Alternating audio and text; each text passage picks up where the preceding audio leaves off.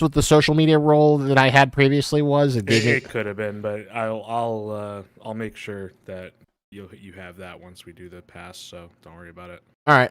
Yeah, just as long as I have that in the future, so I can like start and stop things. You will. Awesome. Yep. All right. Let me light the fires, and then we will get officially started. Perfect.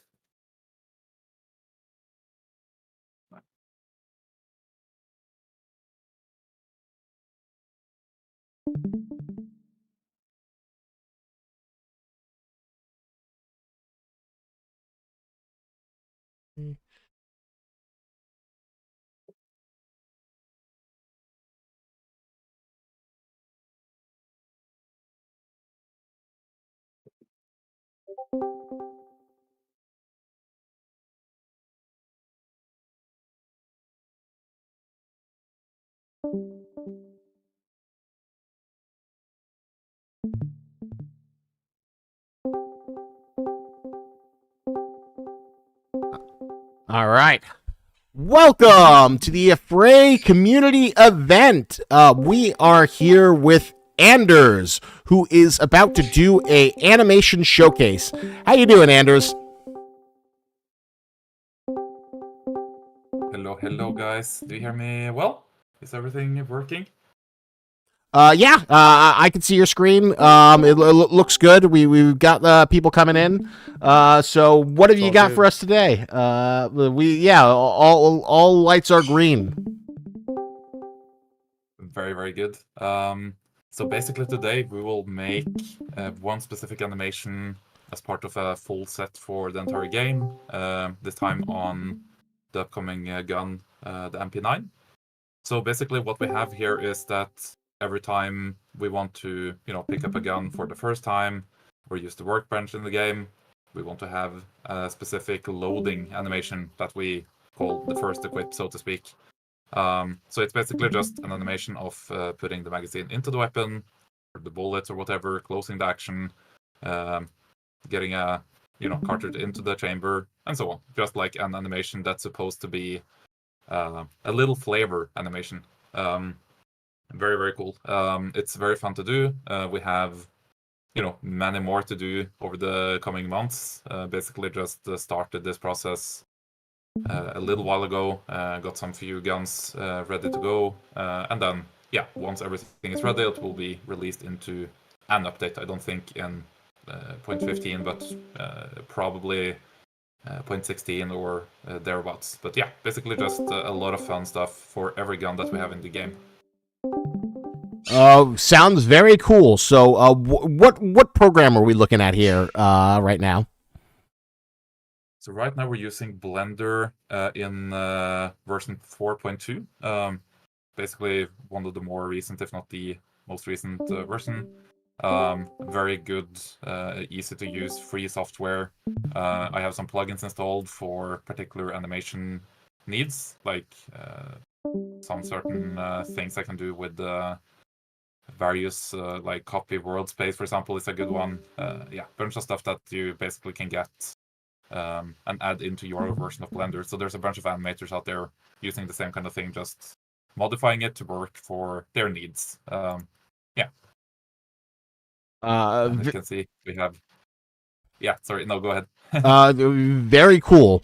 So I guess what process of this animation that we're seeing right now, like, would you say it's like 40% done, 60% done? Obviously, I see a lot of very intimidating looking circles and a lot of little lines. Walk me through with where you are in the process of the MP9. So basically right now I have cheated a bit, started early on this animation set. Typically it would start from basically nothing, just like the base pose that we have in the game. Right now I just made a few keyframes to start the animation off in what we would call the blockout stage. So right now it's like bringing the gun up, okay, it's almost like an inspect. Bring the gun down into a position where you can put the magazine in, bring the magazine into the weapon, and then we would turn it over to the other side and look into the chamber right here. We pull the bolt back, and you can see the chamber is right there. The bullet, or the cartridge rather, would go into the chamber, and then we would go back into base pose. So all of this is like planned out, and it's made again based on like the prototype that we have in the game. That's like, okay, this works. This is gonna play at these given times, and we just make it for every gun, trying to match kind of the same style and everything. Very cool. So obviously it is a very time-consuming process, but everyone seems to love the gun animations and the level of detail that SCP-5K brings into it. And hopefully in sessions like these, you have a greater appreciation to the fine craftsmanship that goes into a game like this, especially since so many other games do pre-bought assets, while a lot of the stuff in 5K is built with love and mama's oven of gunsmithing. Exactly, and this is very, very fun stuff. Even though it's very tedious work in the beginning, it's fun to kind of get a good sense of like what you're trying to make in this beginning stage, and then after that, it's just gonna be trying to make it look less shit, basically. That's basically the whole process of just like tweaking it until it looks natural, and that's it just takes some time to kind of tweak stuff and try it out, basically. So when do you sort of like know that it doesn't look like shit, or what is this sort of starting area that you have versus where you want to get to? So, I mean, there's a couple of things coming into like the process of trying to make something that looks good.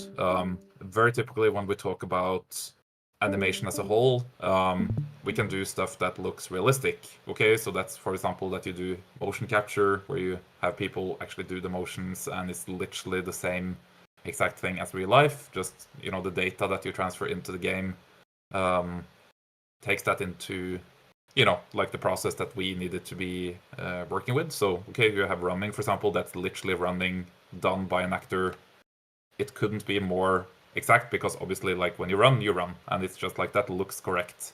When you do something that's not mocap or motion capture, you start to look at these kind of tedious things of, okay, it doesn't look right, everyone knows it, and it could be many things, like many reasons why it doesn't look quite right. It could be that it doesn't move enough, it moves in the wrong direction, it doesn't interact with the weight or the physical elements of the weapon interaction. For example, in this case, it would be like pushing the mag into the gun.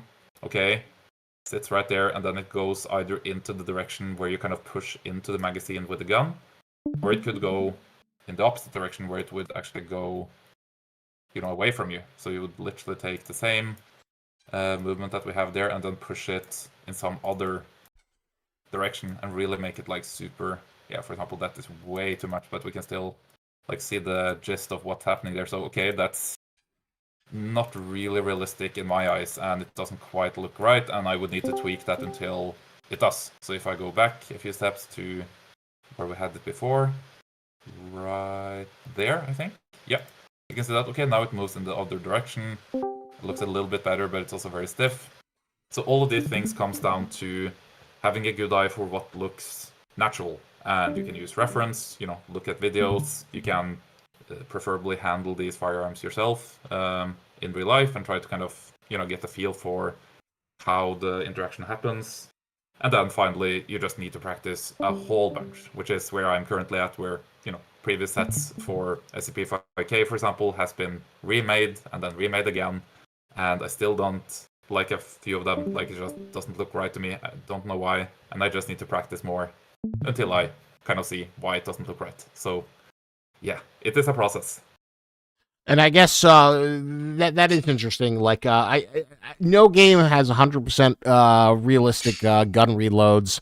I think it's like a the ultimate ideal that you know, not every game will ever strive for. But if you had to give, what game do you think is like the closest to like the hands down best animations?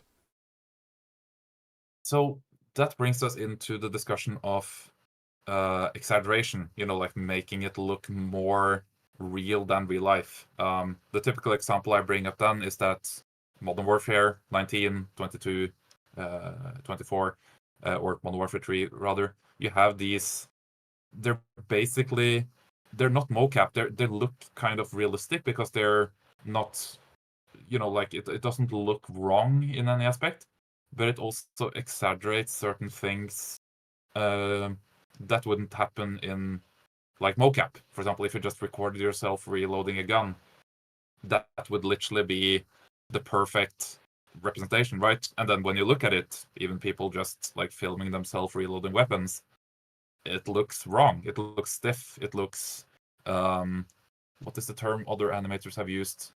It looks unsatisfactory, maybe, like unsatisfying, like it doesn't really feel good.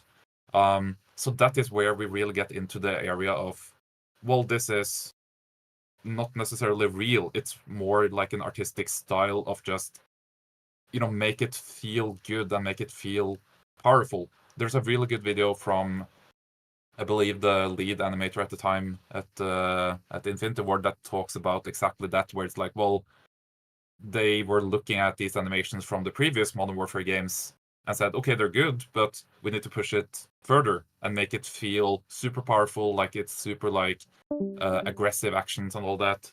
And they developed their style, which is what we now know as the Modern Warfare style from those 3 modern games. And then you have stuff like Battlefield, or you have Insurgency Sandstorm, for example, where it's like you have these different styles and they're not wrong, they're just different, and they all look good. They just look, varying degrees of, realistic or artistic style, or what you want to call it. And then with my style here, it's like a mixture, maybe, of Insurgency Sandstorm style, Mr. Brightside, and then the Modern Warfare style, commonly, like referred to as that kind of realistic style, so to speak. So it's very interesting.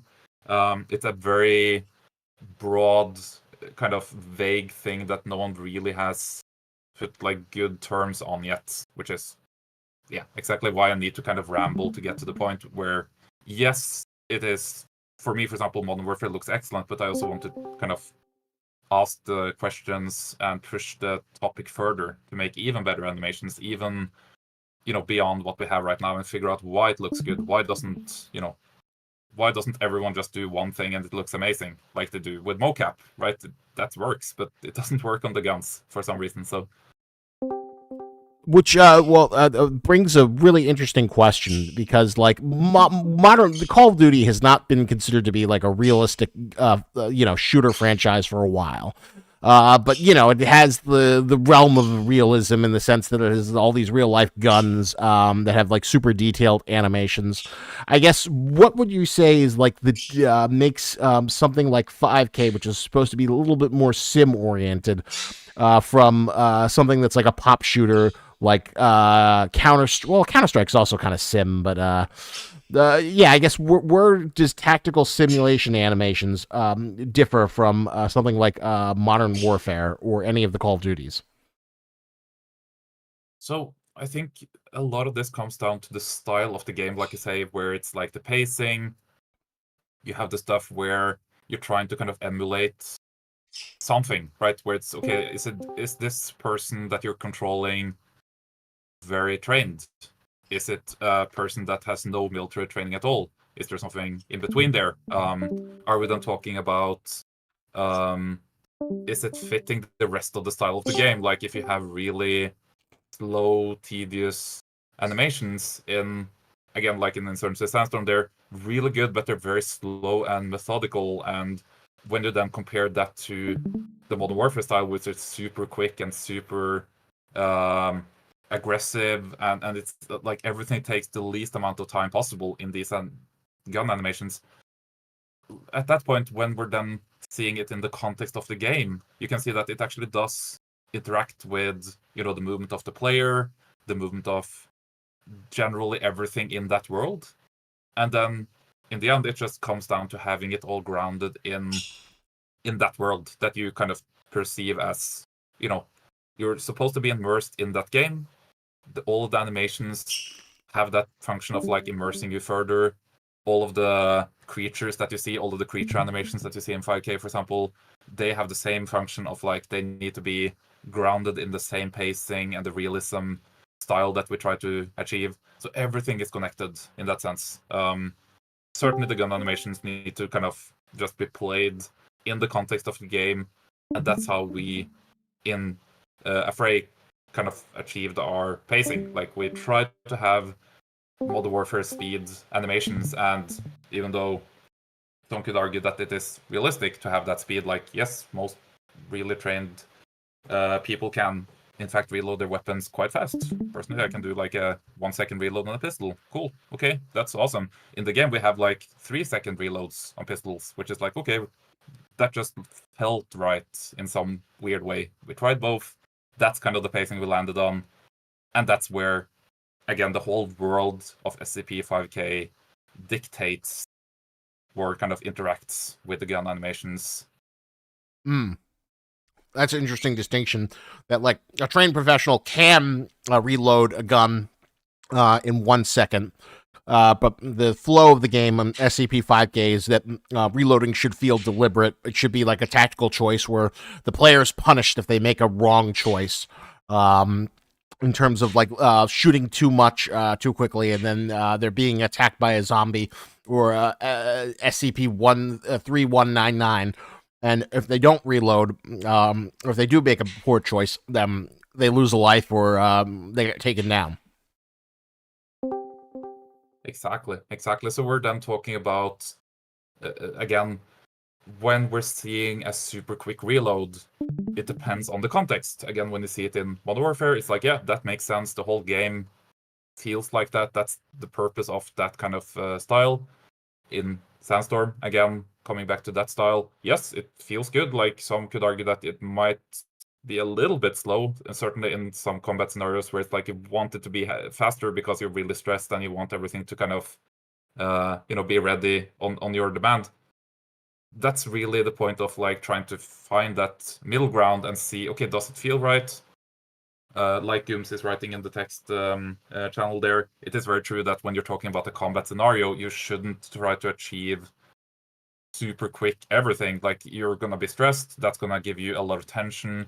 Tension builds up in the big muscles and it makes you slow. Like that's literally just, we need to have all of this feel correct, and it comes down to something like Goom says, where it's like, yeah, it comes down to kind of, it feels like it's a combat scenario and you're stressed, and it also comes down to the feeling of the rest of the game. Like if you're moving too slow in a game, you just know, right? Like you just feel it, like, yeah, this doesn't feel right. Like I don't feel like I'm in control of the character. There's something off, and that comes from, again, like that interview I saw from Infinity Ward. They talk about this. Everyone, regardless if they know animation or not, they are super good at knowing human motion. Like everyone has seen it since their beginning of their life. Just, yeah, that's how something is supposed to move, and that's where that comes in. That's really like the point of, if people say the animations are too sluggish, or they're too smooth, or they're too fast, too something, you should listen to them. You can't just say, yeah, that's just my style. You need to really figure out why is it that people feel that way, and so on. So a lot of interesting topics kind of blossoming out of that conversation about the pacing of the game. Which is also interesting when you compare it to something like, say, Halo is kind of a very slow game, but no one would say Halo is like a realistic military shooter. I mean, there are like game modes like the SWAT where they get rid of the shields and it's kind of like, you go down really quickly. And some people really love that. But Halo is still fundamentally an arena shooter. Yeah, absolutely. And I really like the animations in pretty much all of the Halo games I tried. They feel, aggressive. They feel like your character has a lot of strength and a lot of determination. And that's kind of the point. And then the speed would be, as you say, it just depends on the running speed, the jumping, everything that happens in the game. It just needs to match the context of that. You would basically know if someone sped up the animation or slowed it down for the guns specifically, just because of the context, I think. At least that's my opinion on that. And so now that we have that philosophy, what can we see that in today? The MP9. Did I get that right? Is that the correct gun? Yeah, exactly. So where we would start the process of getting the pacing right would be First, to kind of look at, let's see if we can just loop the part that we actually do have here. We don't really have the full animation yet, obviously, but okay, we can zoom out a bit, ignore the boxes that's in the way here. Let's try to get rid of the armature. Okay, so the first thing I want to look at here is like, okay, does it come up to the shoulder area here too fast? Obviously, it's like clipping through the arms, so that's no good. But now we're just looking at the general speed and movement and pacing of everything that happens in this area. Like just this gun bone that's inside the gun there. How does that move? Is it like too quick? Is it too slow? We can try to tweak it a little bit just to see what it would look like if we do it way slower. Okay, there we go. Okay, that's still quite okay, but see there's something weird happening right there where it's almost like a artificial pause before something happens right there. And if I go back, let's hit again. Now that looks much faster. And you could argue that, okay, now it's just personal preference, or, you know, in whatever direction you want to take this in, you can do it. At this point, you can just move the frames. You can move any part of this back and forth to make it faster and slower. But we'll start to see that some parts get sluggish, maybe. Let's see here. Yeah, it's a little bit sluggish at the start, and you see it snaps up at the very end a little bit. So it's a very visual part of the process here. Like right now, we're just trying to find a pacing that works. With some experience with how this is going to behave in game, I would say this is about the speed it should be. And from there, we'll obviously just do tweaks until the very, very end. We can tweak this all the way until we're done with animation, basically. So That brings up another interesting question, because it feels like, despite how much games have evolved and changed over the past few decades, it still seems like a lot of games have clipping.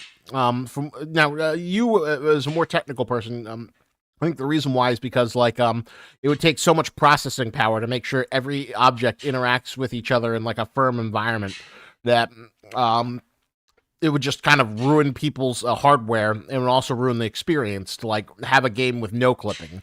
But it also feels like you know, it's like I remember GoldenEye. You know, you'd clip through objects and you'd see hands through it, and even in the modern Call of Duty games, or Resident Evil games, you still see clipping. Will we ever be in a non-clipping universe? I mean, the problem with, like, now we're talking more about like the meshes, the models rather, than the animations. But when we're looking at how these things are made, they're just like, you know, we say like digital Play-Doh or something. Like, it's just, okay, it exists in this form that you mold it into, and then if you want it to change, you have these things called shape keys, and you can change, like, for example, how clothing behaves around. Let's say you want to wear a band around your arm or something, and that band should kind of, you know, squeeze the clothing and make everything kind of interact with it. A backpack, for example, could be the same thing.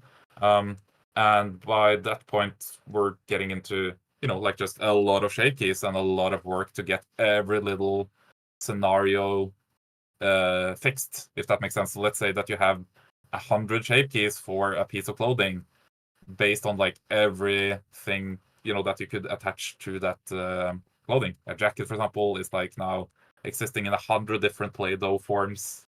It's a thick one where it's like it looks like you put a lot of stuff into it because you have a lot of clothing underneath, or it's very thin because you're basically naked under that jacket. It could be that you have a rubber band or something around your arm, or some sort of band. So that's gonna change stuff. You're a female and a male character that has different varying degrees of muscles or body fat and whatnot. So all of that, you know, all of that needs to be taken into consideration then. So clipping, it's just gonna happen unless you really just do all of it. You know, fix every bit of mesh everywhere, and you kind of can't. I think like it won't really work that way. If you ever want to finish something, you just need to, you know, accept some sort of clipping. Not to mention fingers, you know, like when you're squeezing something, and we go into this and we see that we're in fact clipping into the gun right here with the palm of the hand. The fingers are clipping into the gun. that's something that you just see done pretty much in every animation. I've seen at least every gun animation because it looks like you're squeezing it, and the option to remove mesh, like I said, with a shape key or something, it exists, but it would just be very demanding and very time consuming, I think, to do that every time you do something like a hand pose. And it's like, well, I want all of this to be kind of squeezed into the hand, So it's a very hard thing to avoid, and it's kind of just yeah. It's a very strange concept, really, that you can't really get around. Well said. So we do have some interesting questions from the YouTube audience. HX20 Games asks, "Are we getting a new LMG?" I don't know if that's something you could say. Like, how many LMGs are there in the game now? One or two?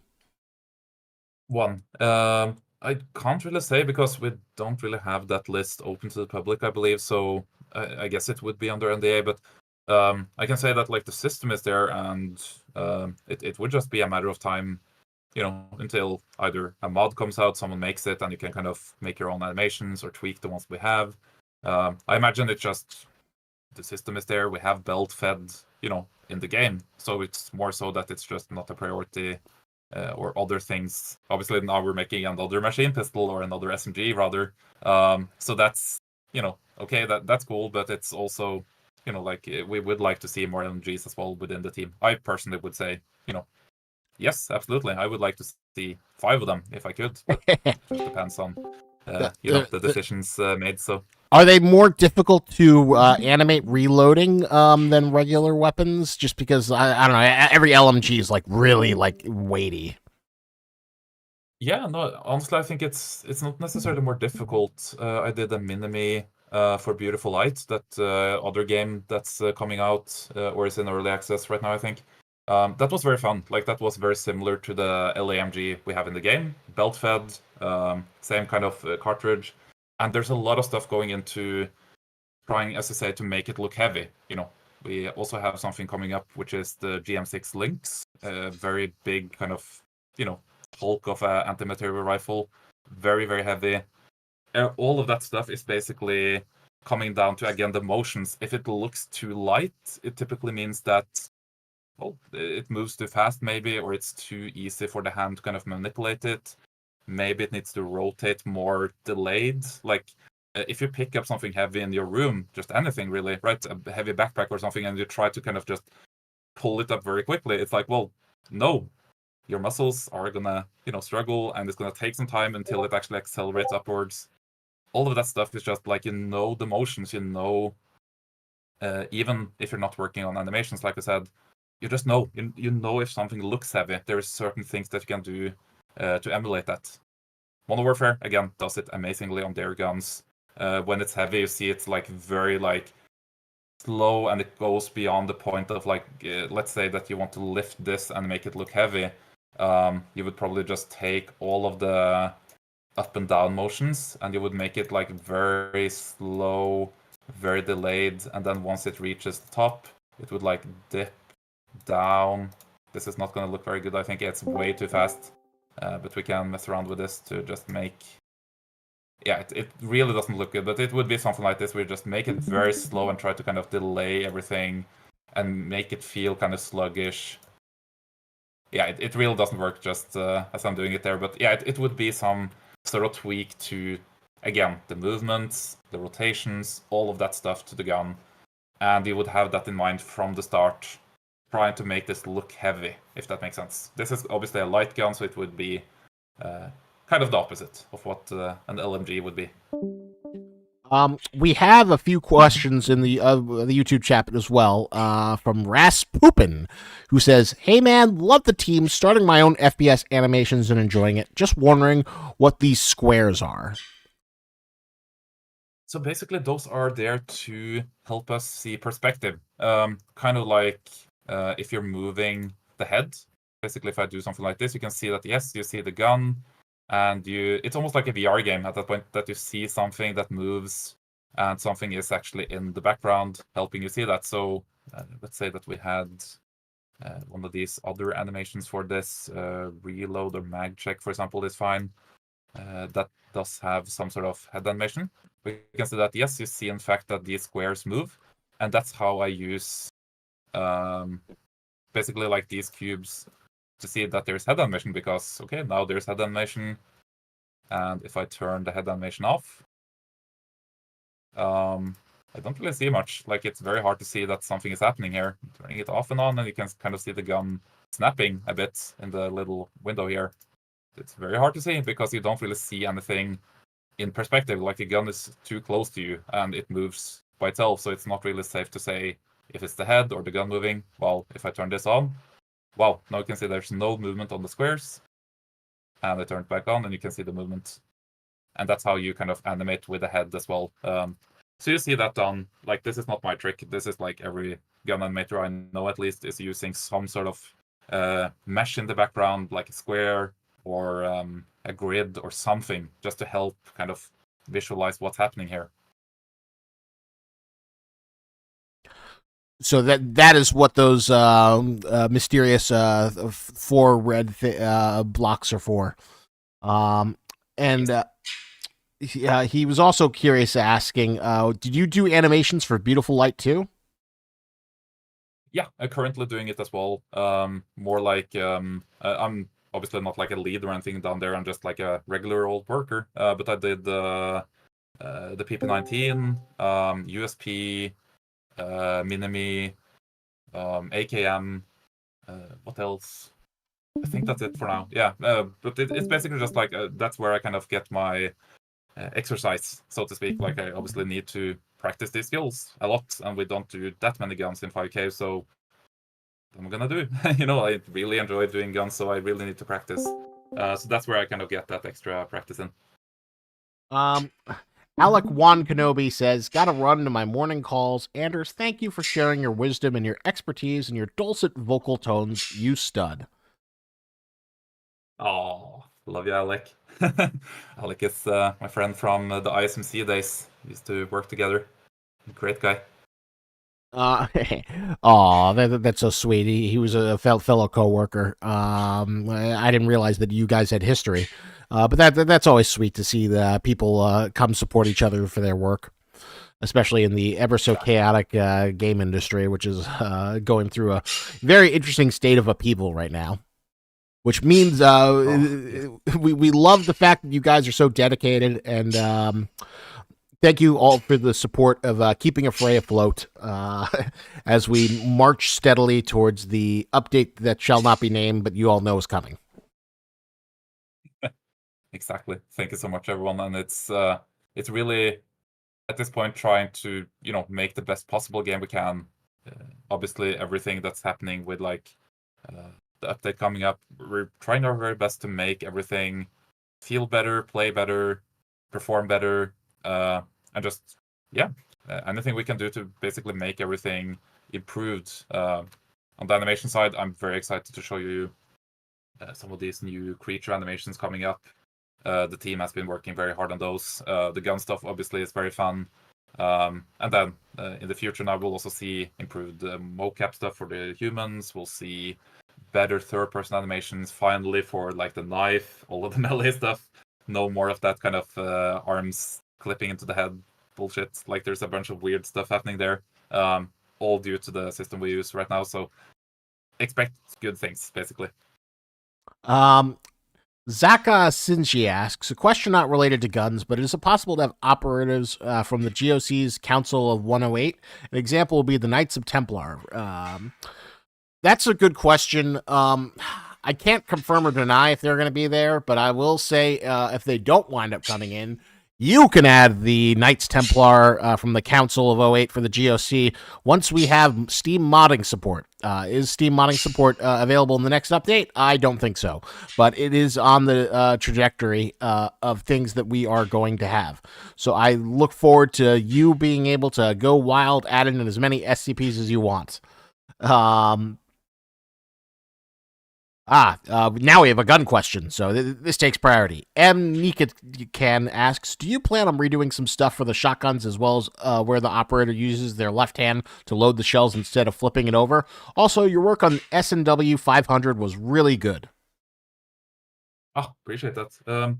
I think for the shotguns, I don't think we're gonna use the left hand, just because it's easier to kind of have that upside down loading, at least in my opinion, in real life. And we're also talking about having those kind of speed reloads where you can do 2 at a time, and that would kind of add up to, let's say, an odd number, loading 7. Okay, it's like 2, 2, 2, 1, for example. I think that's kind of the closest we'll get to new animations for the shotgun. But it's very interesting to see, like, obviously there are many ways of doing like a shotgun reload, but I think it's the best kind of way to do it if you want to do it very quickly. Just have it upside down, you can kind of see into the tube, and it's yeah, it's very efficient.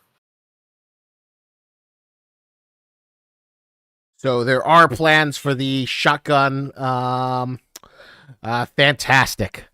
And George Hawkworth, yes, this is a live stream. Anders is Anders is very much in demand, but Anders is also very difficult to schedule because he is like one of the worst time differences. So we got lucky today, where I was able to get home at a reasonable hour. So the poor man doesn't have to stream at midnight for your pleasure. We're able to get him here. So you are watching things being built live. Well, I'm kind of curious, though. I see there's something where it says there's 300 bones. What does that mean, 300 bones? 302 bones. Basically, so bones are basically the parts that connect, let's say, the mesh of this arm, whereas you have a bone, very typical to a human skeleton, like there's a bone up here that goes down all the way to the elbow, and then from the elbow it will go all the way out to the wrist, and then there's a bone that's right here, goes out to the knuckles, for example. And when you see these hand rotations happening and all of that stuff, that's actually happening between the bones. So it's again very similar to a human skeleton in that way it works. And then on a gun, for example, it's like, well, okay, we call them bones, but you could also just call them like points of movement or something like that. Like, yes, this bone, quote unquote, is literally just like, yeah, this is how you move the bolt on the gun. Like, that's just pull that thing and it will move in very specifically back and forth axis. Like, you can't really move it otherwhere because that's not how it works in real life. And then you just add bones where you think it would be applicable. So, for example, in this gun, there's like a bone for the charging handle that is attached to, again, the bolt, because that's how it works in the real life.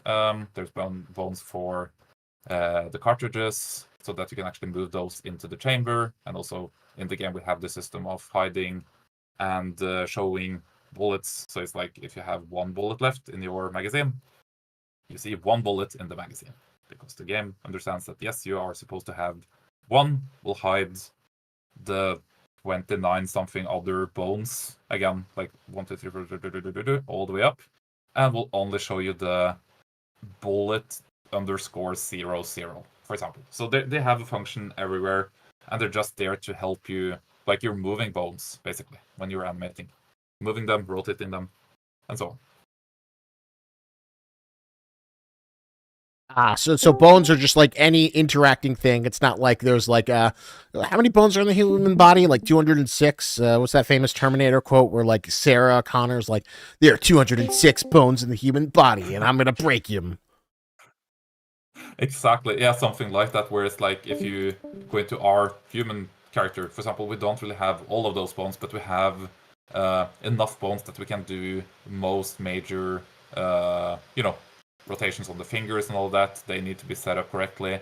And then you could say that the mesh or the model, that's like the flesh and the skin around the bones. You don't really move those, but you do something called weight painting, where it's like, okay, the finger, for example, if you want to turn that into a fist, or like turn it in on itself like I'm doing right now, it doesn't look very good, but it needs to know that, yeah, the bone is going inside here. There's a socket between the bones right here, and the mesh is supposed to be influenced by that rotation in this way. So it's like you're trying to basically replicate real life, and the best rigs that's out there, they're basically just like anatomy studies.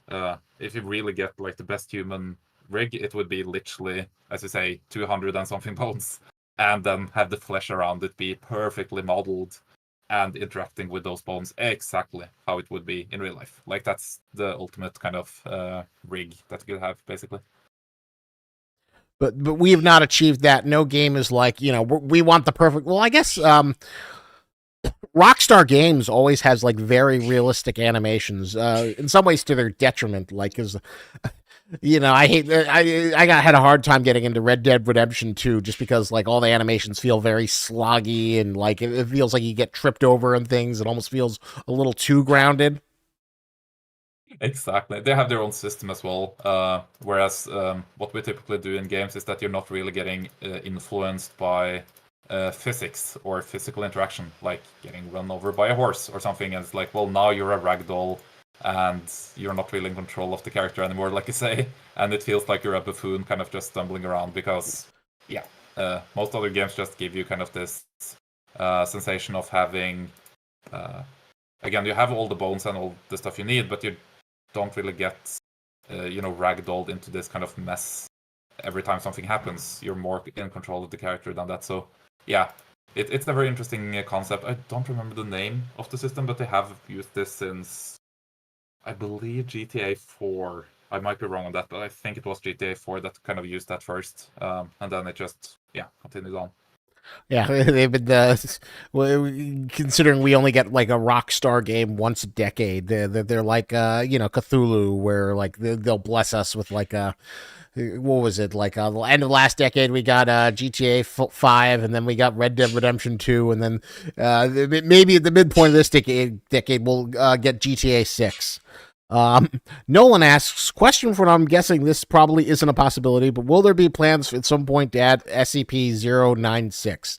Normally I'd be evasive, but I think Trey has talked about this before, that like, I know 096 is like one of the most beloved SCPs and one of the biggest icons, but I think like the fact that like, one thing you have to consider is like, how does the SCP react in gameplay? And I think that SCP is just not fun. There's like not a really convincing way. Like there's a lot of engineering to get something like 173 working. And like, I was floored when Al Barney, which you can watch the replay of the stream, he was showcasing how the screen anomaly works. And I just thought it would just like, it's just this dumb thing that pops up whenever someone's near. But then he showed, oh no, there's this whole network and they're all interfaced and it depends on where the player is. And I'm like, oh my God, this is like so much more complicated than I thought it would be. So that just goes to show you that a lot of thought and design work goes into like implementing an SCP, and not every SCP is necessarily worth the R&D time or just fun to play against. So I think, but that doesn't mean you can't add 096. If any entrepreneur and game developers, once we have mod support, as Goom said in the Discord chat, it's not a priority, but it is something we want to do. I think the priority now is just to get the main campaign to be as good as possible, to live up to the vision and the fantasy of giving that tactical, realistic horror game that plays solidly, that gives you an engaging storyline, that's filled with all kinds of juicy lore and fun mechanics. That is kind of the priority, and everything else is secondary. And, Fray is a small team, so we got to be conscientious of the fact that we've got, 4 or 5 different continents of people all across the globe working on this project. So time is a very limited resource. And you don't necessarily want to spend 1,000 man-hours prototyping a feature that isn't fun. Is not applicable.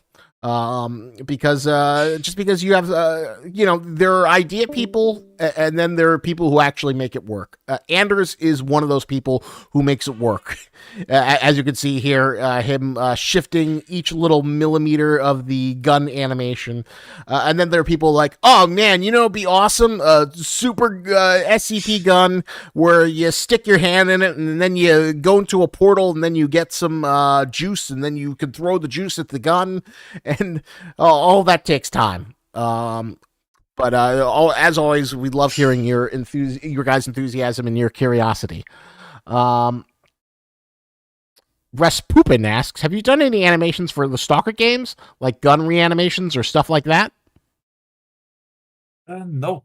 So I started my career just doing very, very basic stuff. When I was working with Blue Drake's team over at Orgy, I didn't really do anything for the game, but I was learning, I was starting out, and then my first gun animation was actually for SCP 5K.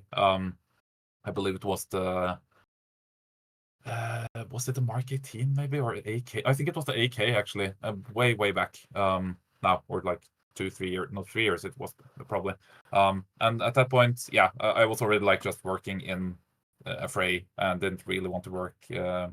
Certainly not on mods. Like I had very little time to begin with, and then yeah, right now it's just like the only resource I don't have, unfortunately, is time. I really want to just have more time to play games, work more. It's just like yeah, If only we could. way of life. If only we could move Earth to a new dimension where we have 72-hour days and we can, live 300 years. Wouldn't that be fantastic? Exactly. Emna Niaken asks, do you guys plan on to do something similar to the COD Gunsmith where you can change things like barrels or stocks for a weapon? Isn't there already something like that? Isn't there the ammo bench where you can like customize your gun? There's like a lot of like different stuff you can do with guns. Yeah, but yeah, I don't think we have.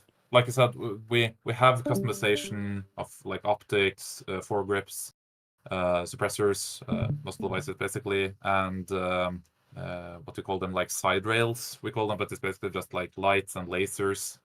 But we don't have those visual, purely aesthetic things, like handguards or stocks, for example. We have those. It's a difficult thing because we're again then looking at. I would certainly like to see that. The modding scene would probably just bring that right to the table right away because there's just a bunch of, for example, M4 handguards that you could literally take the model, buy it from like CB Trader, and slap it onto the Mark 18 in the game, or even replace the model. Same animations, same everything, same sounds, and you would literally have all the guns. You would have all the different M4s, all the different AKs, HK416, all of that. So I think what I would like to see is that we have a system that at least supports it. There's a way, for example, for the UI to showcase that kind of stuff, and we have a few of them. But that's just my personal opinion. Can't really say if that's going to happen or not, but it would be very cool.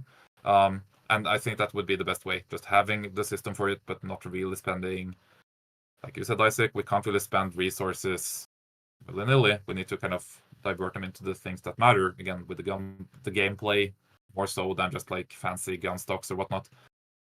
It would certainly be very cool to have more aesthetic things. Skins, for example, that is in fact planned. Probably seen a little bit of that in a previous live stream, like with the spray paints for the guns.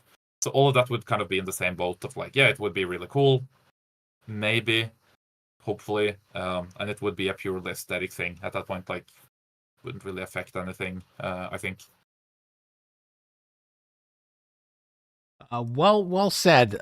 We did have a nice little appreciation where George Harlook says, I got to know the game from a former U.S. Army serviceman. There's plenty of them fine folks in the ARMA community where they were all very complimentary about the realism of the gun design and usage.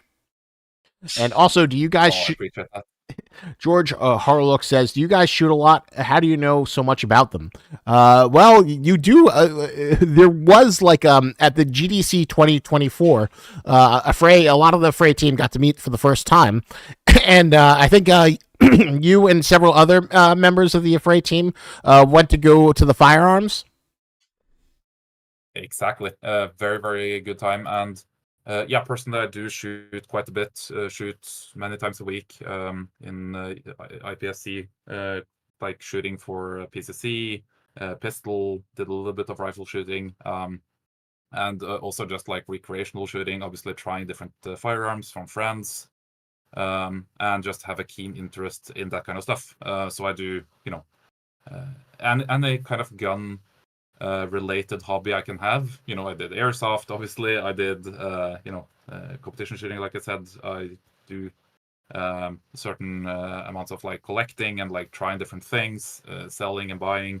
Just very, very fun. And that also brings that kind of, as he asked, like, yes, that is in fact one of the reasons why it's very intuitive and fun to do these gun animations, because you're very interested in how they function. It's almost like if you're a car nut, right? And it's like, you know all the different brands of car, and you know exactly what engine they have, and you know exactly how that should behave in a game, for example. And it's like, if it's wrong, you just know. That's kind of the thing that we're seeing in the gun community as well. Then, of course, the game needs to be fun. So some things we reluctantly change about the guns, or do, you know, some sort of exaggeration or tweaks to make it actually feel the way that we want it to feel in the game. But I try to keep that to a minimum if I can. Like, if I have a say in something, I will always try to kind of, argue that we should try to go for the realistic thing first, and then we can kind of tweak from there. But yeah, it is very fun, and I really, really like shooting. And I think it's, you know, the best hobby ever. Like, it's so much fun. Very, very fun stuff.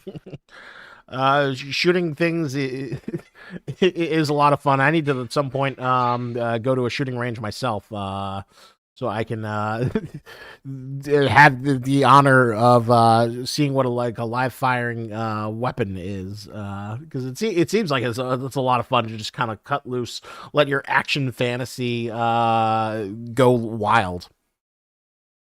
Exactly. And very often you'll find that, you know, shooting these different firearms and learning about how they function. And again, like I said, if you deep dive into it, you'll see that there are, in fact, a lot of differences. And there's a lot of stuff that, you know, common errors in movies, for example, that kind of take hold in, myth. Basically, like, if you see like action movies and you see like, oh yeah, that gun obviously works like that because I saw it in that movie.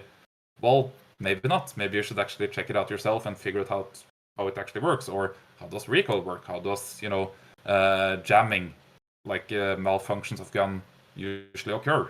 Why does it occur? How does it feel to kind of try to, fix those issues at speed? And what kind of jitters do you get on the gun if you're stressed out? Like you said earlier, like, what is, obviously none of us are combat veterans or anything in the FRA studio, but we have a keen interest of both like the mechanical side of the firearms, and also just like trying to figure out more about what we're trying to make, which I think is a healthy thing to do in pretty much any profession. Like, if you're making something and you try to make it authentic, if you're an author, movie maker, whatever, try to like listen to the people that know what you're talking about and try to really understand. That's kind of what it comes down to, for me at least. A good key to focus in on. So we also had a question from M. Nikan. Anders, have you ever thought about doing left-handed weapon animations? Not for the game per se, but just for fun? Just out of curiosity, are there any games that have like left-handed animations as like kind of a representation for all the lefties out there, or is it just considered to be like too much of a time sink? Yeah, the only game I know, it actually came from the original Counter-Strike, whereas I believe the guy that made those, or the guy behind the whole concept of Counter-Strike, was left-handed. I'm left-handed as well, actually, so it is, in fact, very interesting to me. Certainly when I play VR games, and it's like all of the handling is like I'm usually, doing in real life. It would be a very fun exercise just to try it. For a gameplay functionality thing, it would be basically just turning all of the animations to twice, as much work. Like, all of the stuff would need to be done twice. It would be just impossible to do at any scale, really. But it would be very cool, and it would be very fun. And then the last thing I would say about that is that if we're ever doing something like a shoulder switch, the best way to do that, we found, like, it's basically from Arma 3, is that you still keep the gun in the right hand, and then you just use that hand but set it into the left shoulder. So again, if we were looking at our very basic base pose right here, the poor hand is like just flying off the screen here. Here we go, and we need to do some tweaks. Very sorry that this takes a moment. Let's see here. Very very interesting. And it, I had no idea that Counter Strike offered left-handed animations. There we go. Yeah, exactly. So, yeah, like I said, if we were putting that into the game, that would kind of be what it looks like. You would just use the same hand. You would then switch shoulder back because you want to reload from that shoulder. But then actually having left-handed operators would be difficult, if not impossible, to kind of achieve at a reasonable level. Nolan has an interesting question. This is just a nitpicky thing, but do you use constraints like child of? I see you animating the charging handle, and couldn't you just use that? Yeah, exactly. So we're doing that for the main part here. Like we're constraining the hand to the magazine at the start. We're constraining the magazine here to a ghost kind of thing. Like it's just an empty bone somewhere called IK Mag, I believe. Yeah, just like it sits somewhere so that this magazine is in fact free from the gun. So if we move the gun and move the magazine, they're both separate. So yes, we do in fact use a lot of that. When you're pulling the charging handle, it's literally just, it's more effort to set up a constraint because it happens so fast. Like typically that would be the consideration is that, okay, is it actually worth spending the time to do a constraint? Is it going to be a problem because you're basically already constrained to the gun? Which means that when you start messing with the gun, it's still going to be attached to the charging handle somewhat, and it's not really going to be a problem. Like it doesn't really behave at an offset or anything like that. So yeah, it's okay to just have it, constrained to the gun, and then when we're finally done pulling the charging handle, it's going to be easier to go back to the base pose using that rather than having another constraint to worry about. So yeah, those are the reasons why I'm not doing that. Rasputin says, does adding physics to these weapons add a lot of complexity? For example, a bipod or a sling? So I believe that is very possible. I've seen very convincing, for example, slings, as you say, done with physics. I'm not sure if or when we're gonna do that for 5K. I would certainly like it to be done because it's just a very cool thing to do in general. Like it works. Obviously, like physics in the game is a thing, and we do use it quite a bit.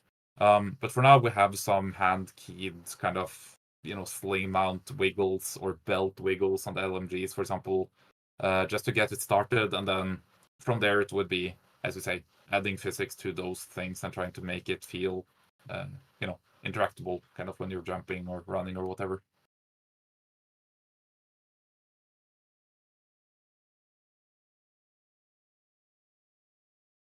And George Hawklook asks, Arma 3 gives you the option to switch from right-handed to left-handed on the fly. Is there any chance something like that might happen in SCP 5K, or is that kind of out of the scope right now? There are more kind of bigger things than worrying about left-handed and right-handed animations.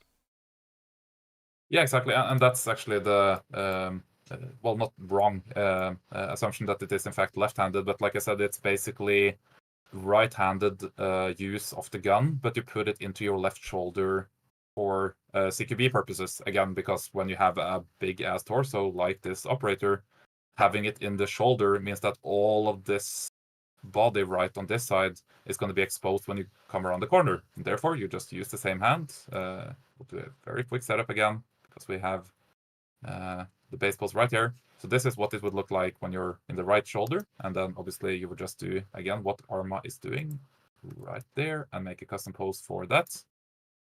And then you can move around with your right hand on the gun, but the stock is sitting in the left shoulder. So that is basically how that is done in that game as well. And then obviously if you try, it's a fun thing as well to try in Arma. If you go back and try to reload, you'll see that it just blends back into original animation, which is like, okay, you're putting it into the shoulder on this side, and then once you want to reload, he puts it back into the right shoulder, does all of the handling. Again, that's how I personally at least would do it in real life, where it's like you have your workspace in your main shoulder, typically right-handed, right shoulder, just that's your workspace, that's where you do everything gun handling. And then once you are once you're done with that, you can just blend back into this position again. So it's very possible to do. It's a very simple setup. It wouldn't cost anything major. It would be some programming setup, I believe. And I personally, again, would very much like it to be in our game because, again, it's a very simple thing to do. And I see the benefit, at least, of having that in a CQB game like SCP 5K. So definitely. B Joy says, big fan of your work, Anders. Gotta go in a while. See you guys. Thank you for hanging out in the stream, and always love to see you, and hopefully we'll see you at future events. And Wolf Gaming These are one of our main creature animators. He's very, very good at what he's doing. Oh, cool. I'm surprised he didn't have the Affray, or no, maybe he does. He doesn't? Oh, no, there we go. Then now he's got the Affray Interactive. There you go. Now you've beautiful. got the... Wolf Gaming says, by the way, a bug with the pistols, when you inspecting the gun, you could shoot and the inspection animation keeps playing. Is that sort of like a technical thing, or it sounds like it's something you're aware of? Yeah, it's a technical thing. It's very annoying because, like I said, what happens is that you kind of need to tell the game that you shouldn't be able to fire during certain actions. I think that's the case for other things as well, like the mag check, maybe. So yeah, there's a few things that I'm aware of personally, at least, and that I really want to be, I want it to be fixed, and it's a weird thing, weird bug. And M. Niaken asks, have you guys thought about adding things like the M4 Block 2 or SIG MCX, or even the older M4A1 with the KAC rail? It was just a matter of creating the model, since they can use the same animations. Is that something that's like a mod? That's a mod, or would that be something easy to add, where you just have one of the pre-existing Affray animations on top of with just like a slightly altered gun model? Yeah, exactly. Like I said, it's the same question really, like we had with the customization from Modern Warfare, because an M4, for example, is literally the same gun as the Mark 18, but with a different handguard, different gas system, stuff that's, like I said, a model. It doesn't really affect anything you can make, and we do in fact have very specific setups for if a gun is very similar, but there's a different handguard, so you need to make a base pose, which is, again, coming back to the whole clipping thing. Okay, just make one frame. In theory, at least, you can make one frame, and you can make that be the new master base pose for a mod, for example, and that would literally be all you need to do to make M4. For example, you could make the M4 with a M-lock handguard of any type. You can make it with like the RES, as you said, or the old school like plastic handguard, and you would just make that one pose, and you could use the same animations. In terms of plans, I can say it's like I would like it. That would be awesome. I don't think it's in the scope as far as I've seen, but maybe I'll be surprised. Maybe that's something that we'll in fact have time to do. But yeah, it should be possible. I know the modding setup that will be available eventually is it caters specifically to something like that. It's supposed to be like, yeah, you can use most of these animations with very little effort to make it yourself.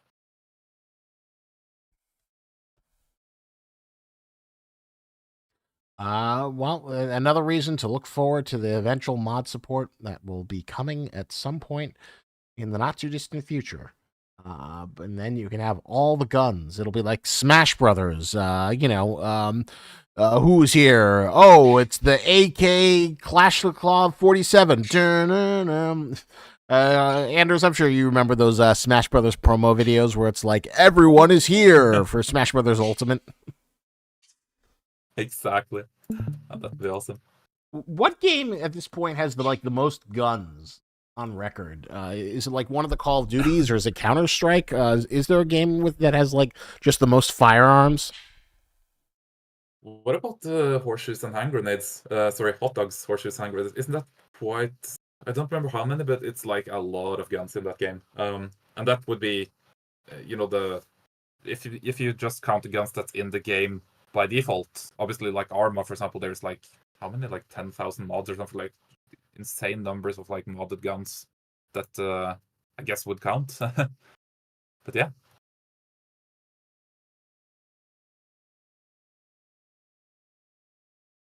Is horseshoes and hand grenades like a an official video game? Yeah, it's a VR game. It's very, very fun. It's basically like the game's main thing is that you shoot hot dogs. Whereas the horseshoes, I'm not quite sure. Some people might know exactly what those are, and the hand grenades, obviously, boom. But it's a very fun game. And it has basically it's made by people that have a very good understanding of guns, so they make old guns, new guns, exotic guns, just everything. And the whole point is that you can interact with them in VR, and you can look at them, and you can just handle them. It's basically like a kind of uh, The Sims 3 or some sort of like simulation game for gun nerds, right? Where it's like, oh, you can have all of the wallpaper. You can make your own wallpaper. It's like that kind of thing. Just yeah, you need all of it. It's so fun.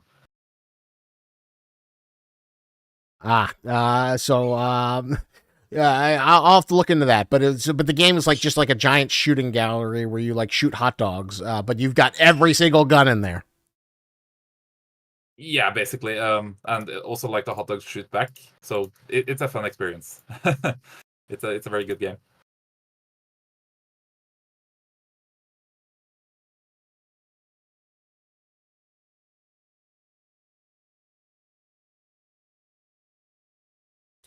Oh wow! And apparently you can combine guns to it. How does that work? Do you like yeah, have glue and then attach more firearms?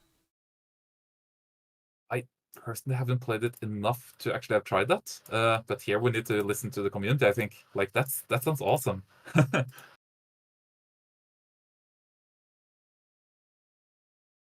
But yeah, in terms of actually when we're on the subject of like modding guns, like Yum says, the easiest thing in the world is to kind of make one of each. Let's say like you have an LMG that is very similar to other LMGs, and then you make a machine pistol very similar to this, or even the MP7 would be very similar to this. If you don't replace the models like that, you will have something that's so close in the animations and the sounds that it would literally just be a model replacement for modders to do. I believe we have a very cool pistol mod for the USP pistol, like the HK USP. That's using the M9 animations, which is like, okay, all of the pistols are so similar that you can't really see that it's the wrong animations, so to speak, right? It just works because you set it up the same way, and it should be very, very similar. And just out of curiosity, hypothetically, let's say you had to design a minigun. Does that mean a minigun is coming to the game? But if you did have like a minigun in 5K, how long would that be? Because it seems like a really complicated weapon to animate.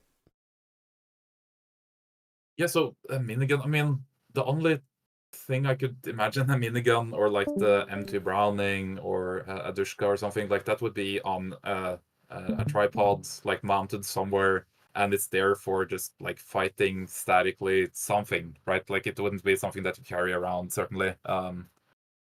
At least in my mind, it wouldn't make a lot of sense to have a minigun in that regard. Maybe some sort of superhuman, entity that would be able to carry that would use something. I don't really know. It doesn't sound very usable to me. It is definitely kind of a terrible weapon for the 5K universe. But I always just think, oh man, aren't miniguns kind of like the ultimate weapon after that scene in Predator that everyone loves, where they just shoot down the forest? Exactly. You just need to be, Arnold Schwarzenegger to be able to carry that. And certainly there are people out there that should be that strong, right? So maybe we should have the minigun.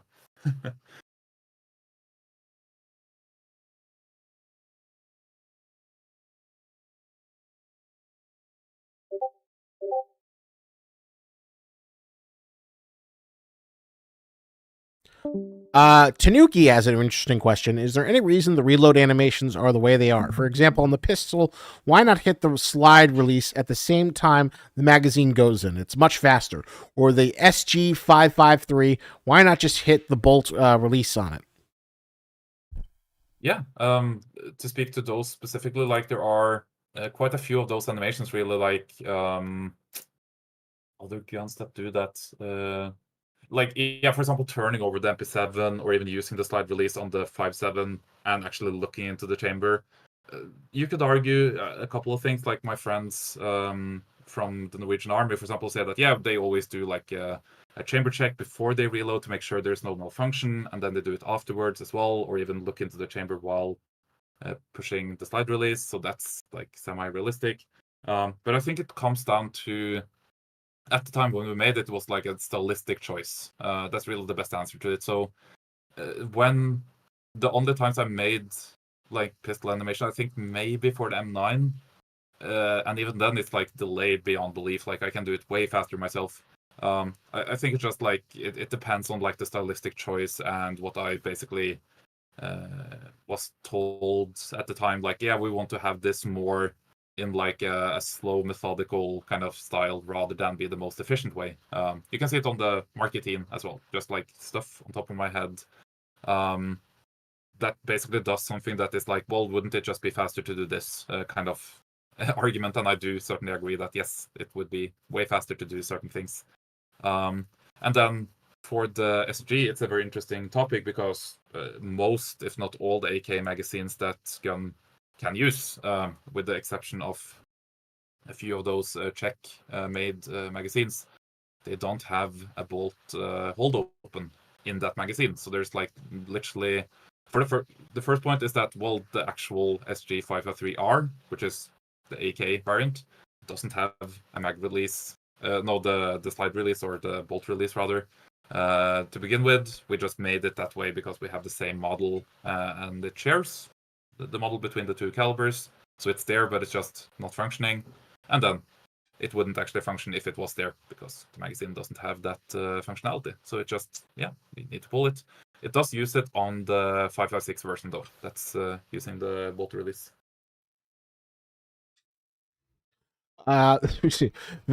Very detailed answer. Now we have the gun nuts coming out in force. So that's what I love to hear. Because we're not necessarily we're not going to get the best answers on is SCP-7513 going to be in the game, is every SCP, but we can get into lots of gun specifics in terms of how guns function, how they reload, and how to animate them, because it's a fascinating topic. Wolf Gaming asks, are you planning to make animations for holstering a pistol where it takes it out of the holsters and puts it back after having the ARs on your chest with a strap? Yes, as far as I know, in terms of the what we would then call like the third-person equip animations, that would be like that system. There is a plan to make that much better. Yes, it would also be including stuff like visible guns in general. That's at least something that I personally have fought for a long time. I really hope that's gonna happen. And it would also include, like you say, like a pistol, for example, going from the actual holster, sitting in the holster, trying to make that animation kind of line up. Obviously, like there's a different type of holster on the different characters, so we might need to consider to have it universalized. Like the UIU, for example, doesn't have a holster. If anyone ever noticed that, that's something that was a pet peeve of mine. But yeah, and then you have the guard, for example, having it quite far down. So if we're ending up with the position of the GOC, for example, and the guard be somewhere in between, that would probably be fine. We'll see. We'll try it and see what works. But yeah, it would certainly be something very close to, like at least from a distance, it would be close to visually correct. Like it would look like he's trying to pull it from a holster somewhere close to where it's supposed to be, and then appear in his hand and come up, and then back down, and then the rifle would kind of come up separately as well.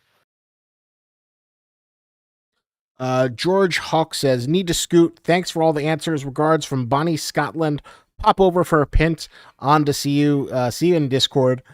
So a nice little message from there. And Nedge asks, question: will guns ever be louder in the game? Aren't they pretty loud? Yeah, right. Because that's also like a game design discussion where it's like I don't even remember what game had it way louder. Maybe it was like in Ground Branch or something where you could actually choose to have it like at realistic levels. And then people got super annoyed because obviously like loud guns means that you can't really communicate with your friends, which is realistic, yes, but it's also very like a game needs to be fun, and then people start to argue about these things that's like, well, it's realistic, but then people don't really like it and they try to turn all of the sounds down, and then they complain that the footsteps, for example, are too quiet because they can't hear that because they turn the sound down, and so on, right? Like it really comes down to preference, I think. But yeah, it would be cool to have that kind of slider just for the gunshot, saying that, yeah, I do want to have it at a realistic level. And then you can turn it down separately so you don't get that issue, like I'm saying, with the footsteps or different things. Yeah. Oh my God.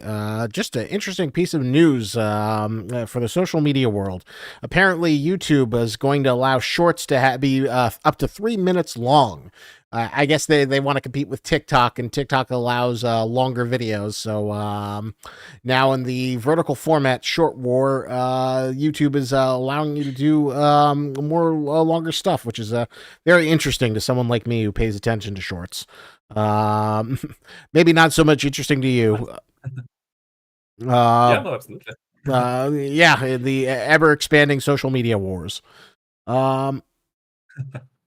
Nedge says some guns feel like they're so quiet. I think it should be an optional setting.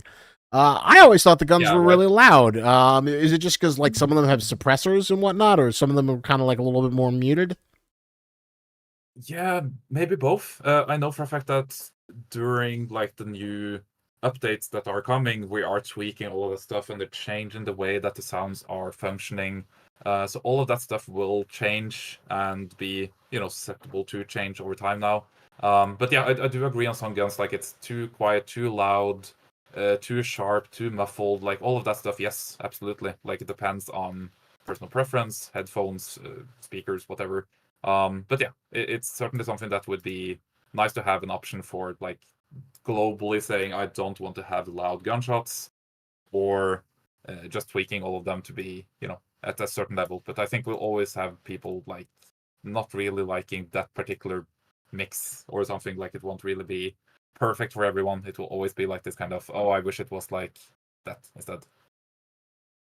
You should ask him if he means the weapons that you're shooting, or if he means like distant gunshots. That's a good point, James.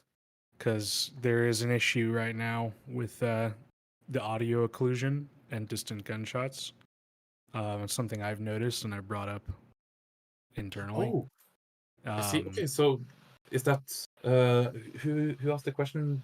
Uh, Is that the case, or Nedge is was it the one who something was Nedge was asking the question. Yeah, that's So, Because if he means like, oh, a gunshot around down the hall around a corner, yeah, it probably sounds way too quiet. And that's because of the way the occlusion works on the audio, and that I've been told is in like an entire system that we're gonna be having made is like a custom occlusion kind of thing. So, um, it just doesn't really sound proper right now because the way that the audio works in the engine, where as a sound kind of like hits an object between you and it like kind of significantly dampers the total volume and things like that in a way that is like not really realistic. So I'm curious if he means the gun you shoot or like hearing a gun in the environment that's like further away. So Nej, if you have like if you think like enemies shooting guns don't sound loud enough, or your gun sounds a little too light, please clarify. We would love to hear. Gooms is here, who's sort of the community manager and loves to give feedback from you guys to the developers. So it is very important if you could specify for him. Nej says, I think the other guns are realistic, but I think the Kalashnikovs are a little quiet, but the pistols are good. Gotcha. Yeah, so it's maybe like a mixture then. I think actually the AKs are getting at least the sound I heard last time I tried one of those, they were way sharper and more like distinct. So yeah, I think you'll be happy with the updates coming to that. I don't know how much it's touching guns right now, but the sound team is this week doing like a really significant overhaul of a lot of the audio. I don't know again how much of that is like weapon related, but maybe those get a pass. It's very exciting, actually. Yeah. Bobcat Power asks, Anders, what mesh looks like on the other hand? Let's see here. So, the question is what the mesh looks like on the hand, like just when we're looking at this, you mean? Yeah, I think. Well, I mean, you can kind of see the mesh on the other one, right? Yeah. So, if I understand the question correctly, we'll just take a look here and see. Look at the hand. Hand mesh, or rather, now we have two of them on top of each other. One for the guard, one for the GLC. There. But no textures, of course. Don't have the textures loaded in right now. It's gonna basically just take a long time to load up here, but yeah. When you do animations, is it typically without the textures? So, oh yeah, I want to send in wireframe. Yeah, let's see here once it's done loading. Yeah, so typically it depends on like the performance. Obviously, when I'm on a laptop, it's like just dying when I try to render. As you can see, and right now it's trying to render out in. Yeah, you can see what's happening right now. It's trying to like make this nice lit real-time thing. It doesn't find the texture, so it just makes them pink for some reason. And it's easier for the computer to run them in either wireframe or this kind of view, the blobby mesh view. So yeah, this is what they look like if I turn off the DOC arms again. Let's see here. Go. Yeah. So this is like the actual DOC hands. Ooh. Very nice. That's GLC, like I said, and then the guard. And you can see they're slightly different. I think one is triangulated, the other one is not right now. But yeah, in the game they're probably slightly different from this as well. This is just like the one I used at the time. It's close enough to be, general. And then actually, I'm seeing the questions. Yeah, the high poly thing is that if you have enough polys to be able to do nice hands, if that makes sense, like you do, for example, more mesh in the areas that's going to stretch or compress. You do more mesh in the areas like around the wrist, for example.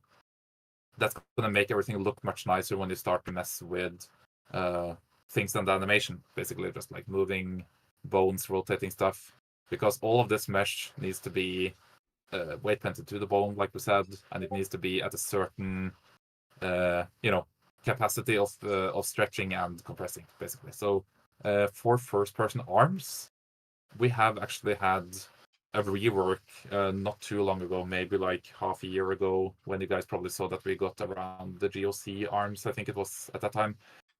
We started to do that, or John and the team there started doing like the proper first-person hands with more polish, more detail, more everything, more texture resolution, just to get that kind of nice detail in that mode. And then in third person, we still use lower poly to get better performance and so on. I was just going to ask if it's not like true first person, right? Where you have like your 1P arms that only you see and what everyone else sees is lower poly, right? Exactly. So you can afford to make it higher poly because what you see right immediately in front of your face, only you see. No one else sees that. So you're not actually loading everyone else's higher poly arms. Exactly. You see one instance, and that's literally just enough to be, looking very nice, and the rest is super low poly compared to this. I have it in this project, but yeah, usually that would be what we use to, animate the mocap, for example, or do certain things just to see that it works and looks nice. But in first person, it's very important to have just enough detail, and if we had the textures here, it would look very, very nice, I think. So yeah, it does make a difference. Wolf Gaming asks, are you going to add bigger mags or guns, or does the team feel like that would make the game too easy? I don't think the mags are going to be too much bigger because there does want to be like a somewhat of a realm of tactical realism, right? Yeah, good question. I mean, extended mags, I mean, they're a thing. I don't really know exactly how we would do them if we do them. Like, for example, drum mags, they're awesome, right? Like, it would be very cool to have a unique system of just, okay, you get one, or maybe you get two. And then once you're done with those, maybe you don't even have a pouch for them, so you just drop them. So it's like you just kind of mix it into the realism part, but you use them the way that they're used in real life, and you can make your own kind of, let's say, like wannabe LMG weapons with a drum magazine, and you go in and you use it for a little bit, and then after that you go back to the regular 30 rounders or 40 rounders or whatnot. But yeah, it would be cool. I mean, it depends on the scope. If it would be something that we could spend X amount of time on making additional animations for that, or tweak the ones that we have to fit those magazines. Yeah, in theory, absolutely. In practice, maybe not. It depends on like the scope of how much work that would be and what people decide to be important, basically.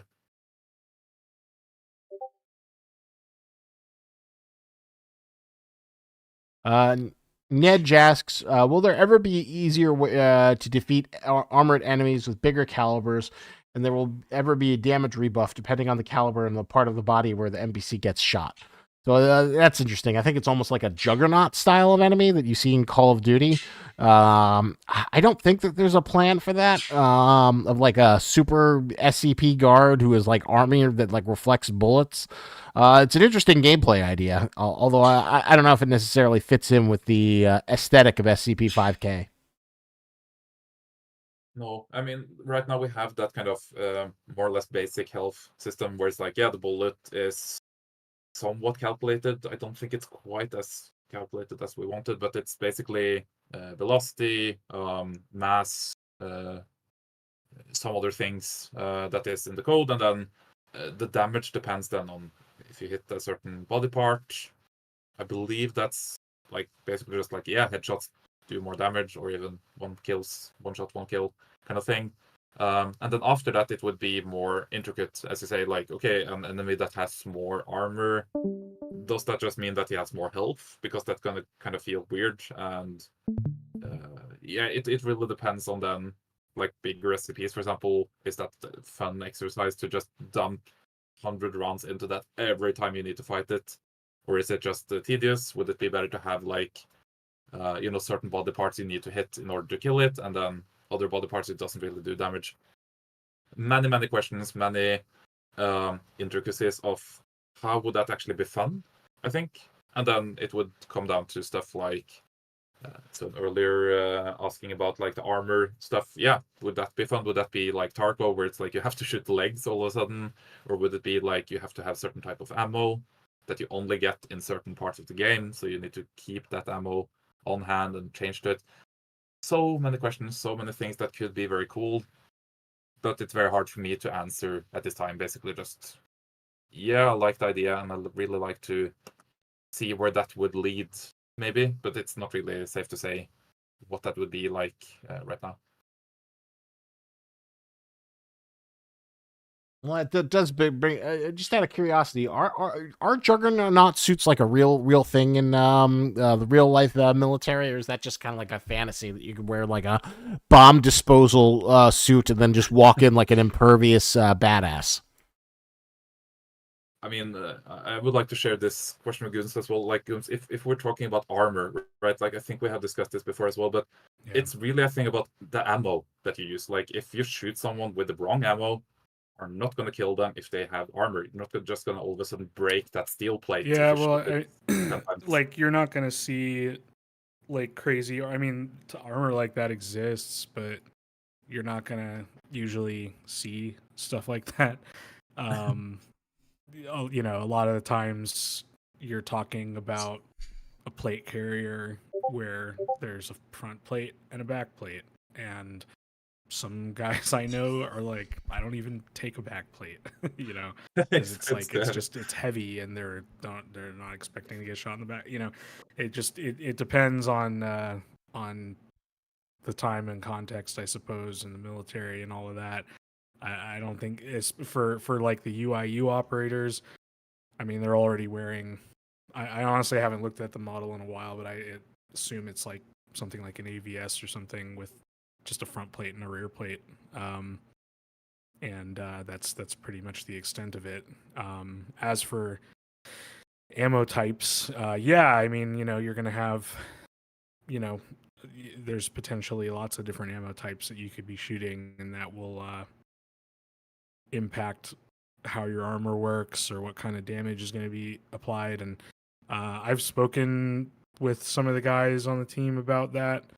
I don't think any decisions have been made, so everything that I'm going to say is pretty much like the idea that I gave, which is like, so I'll just caveat that whole thing there with that. So I don't know that it's going to be this way or one way or another, but I think like adding in different ammo types is probably going to be like outside of the scope of what's going to be like added as like a mechanic of the game, because that's quite a bit of extra programming where like there's lots of extra systems that would need to be made, right, to have, because it's not just shooting a different type of round that does a different type of damage or applies to a different type of damage model.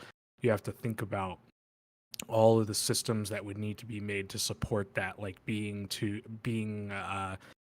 able to pick up those different types of ammos and reload those different types of ammos, and you'd have to pool all those different types of ammos and things. So it becomes a much larger task. So the idea that I have discussed with the team, and again, I don't know if this is ultimately what's going to be implemented, but the idea that I had was that it would be interesting to, and I think kind of makes sense from a lore perspective, so to speak, if you look at Area 12, it's a big underground facility that has a security element and component to it. They would need to source and purchase weapons, armor, ammunition, things like that. And just like any other standard military or private military company or anything like that, you're probably going to have a standard issue type of round. And so the idea that I had was that what if we did like, well, the standard issue 9mm when they're ordering, hundreds of thousands of rounds or something like that to fill into the armories, you're probably looking at a hollow point round. If you're, stocking up on your 5.56, maybe it's an FMJ round. If, we have some 5.7 weapons like the FN 5.7 or the P90, for instance, those are going to probably be more of like your armor piercing capability style rounds and things like that. And that way, each gun doesn't kind of feel the same. It would allow you to like make the decision of, I know that this section doesn't have a lot of armored guards. It's going to be a lot of fleshy monster types. And so I'm going to maybe want to rely on buckshot, hollow point rounds, things like that. So maybe I don't want to take the P90. Maybe I'd rather take the MP9 that Anders is animating here, because I know that it's going to have, a hollow point style round being shot out of it or something like that. So I don't know I don't know if that's going to ultimately become the idea. I kind of thought about that as a way to like mitigate having to like do the extra programming work to like go through that process of like, oh, I'm picking, as a player, I'm picking up AP rounds and FMJ rounds and hollow point rounds, and now I'm deciding between, like, it just gets really complicated, right? Couldn't agree more. And it's like, when we're done talking about the real life application of that, it would be like, yeah, but then we're talking about the theater that you're suspecting you're going into, and at this point we're not even bringing anything into that theater or into the Area 12 or whatnot, right? Like, we're picking stuff up. So it would be very strange that all of these guards are just having a lot of AP, for example, like planning to shoot what? Like armored Right. personnel in their Well, own. and it's Why would they have that, right? They would have AP. here's No, what they I would have think of it. AP. Yeah. If you were captured by a military, let's say you were captured by the US military or something like that, and you had to escape a facility, you had to pick up their weapons. The US military absolutely standardizes all their rounds. That's what they do, right?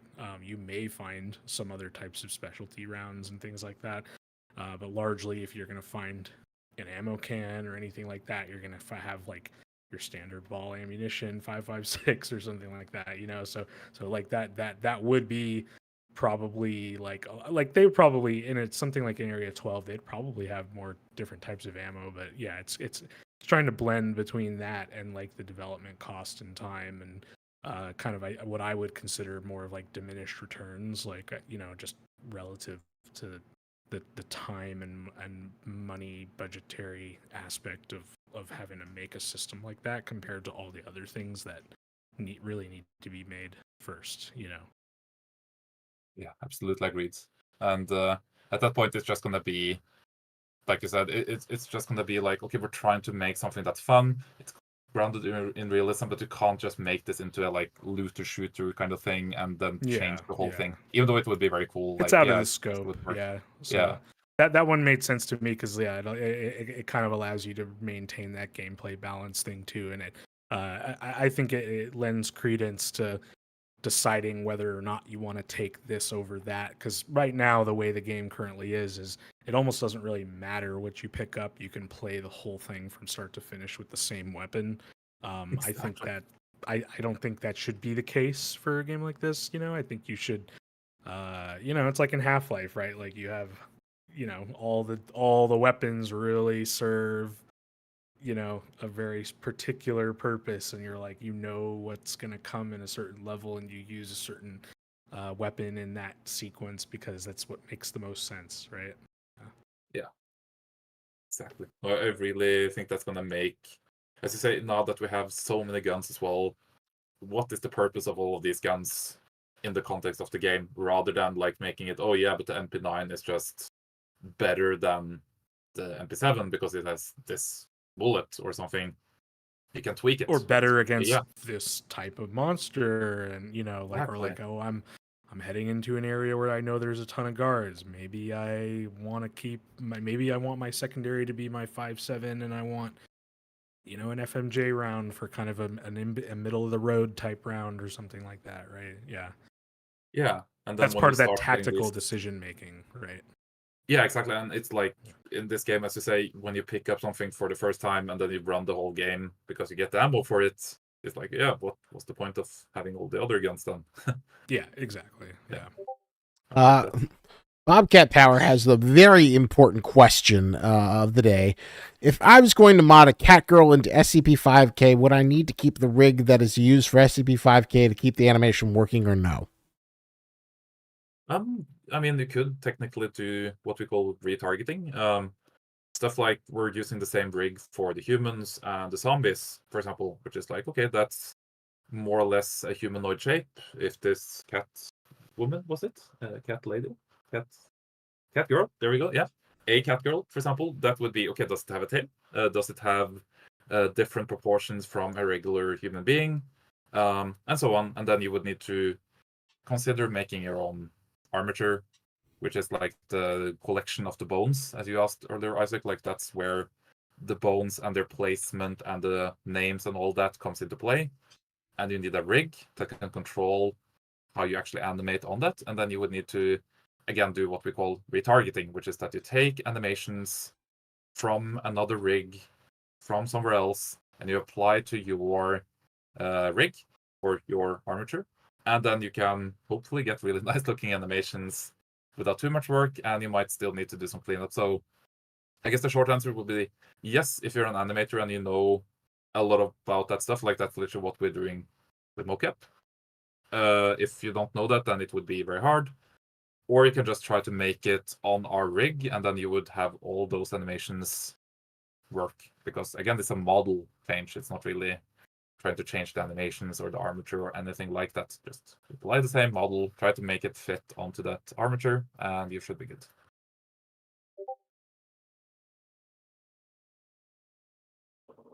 Bobcat responds, I will model it based on your rig. The hope for all of the contingent of people who want Catgirls and SCP 5K, it's all reliant upon you, Bobcat Power.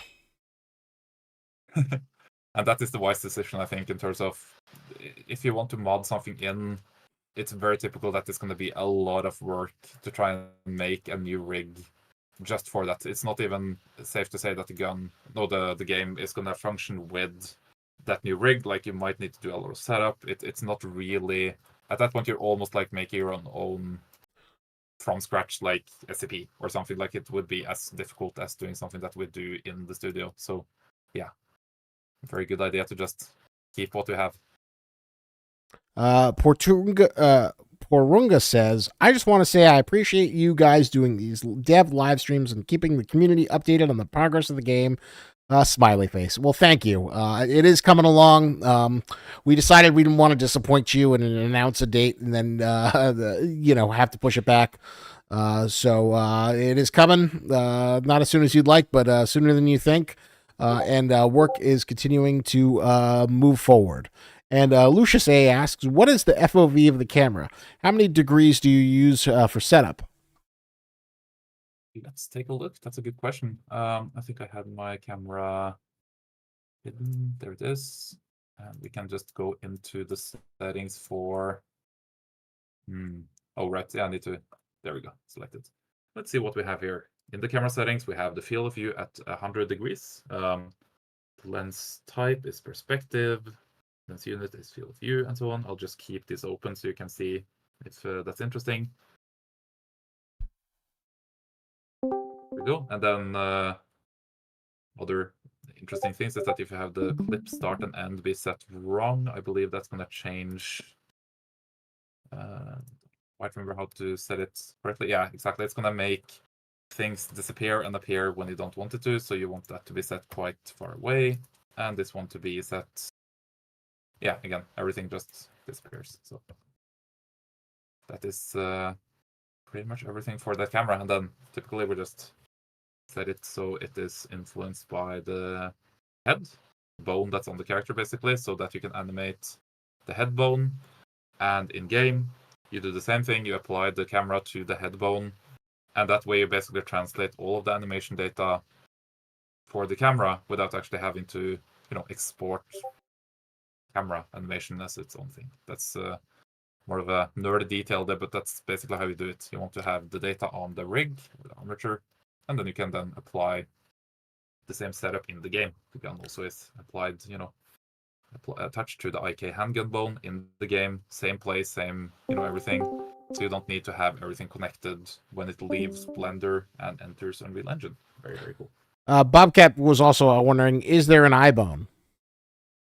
No. So the eye bone would be literally just the whole head moving, and then what you see in the game is kind of funny because then this one doesn't have a camera animation yet, but if you say that, oh yeah, in the first person view we want to have it like go down here and look down and then do like a little bit of a jitter like that, it's actually gonna do that in the game. Like when you look at other characters, they're gonna have this weird like shake to the head that makes very little sense, and that's just because it's inheriting the camera animation that's supposed to be used for first person, but it also applies it to third person, which is it's not really the best thing ever. So we'll see what we can do basically to either reduce that to the point where you can't see it and then apply other types of animation to the head in third person, most likely what we're going to do, or just remove it completely and again try to do something else, because it looks very strange when it's the head is like bouncing or he's looking away at the moment of like impact. Very strange. So I think that's a pretty good explanation for why no bones. This is interesting. Have Neji asks, have the team ever considered transitioning the game from Unreal 5 like Void Interactive did? Or transitioning the game to Unreal 5 like Void Interactive did? I think that sounds like a fun idea, but I think that would be a horrible idea. That would I've spoken to Alberni about that. I don't think it's gonna happen.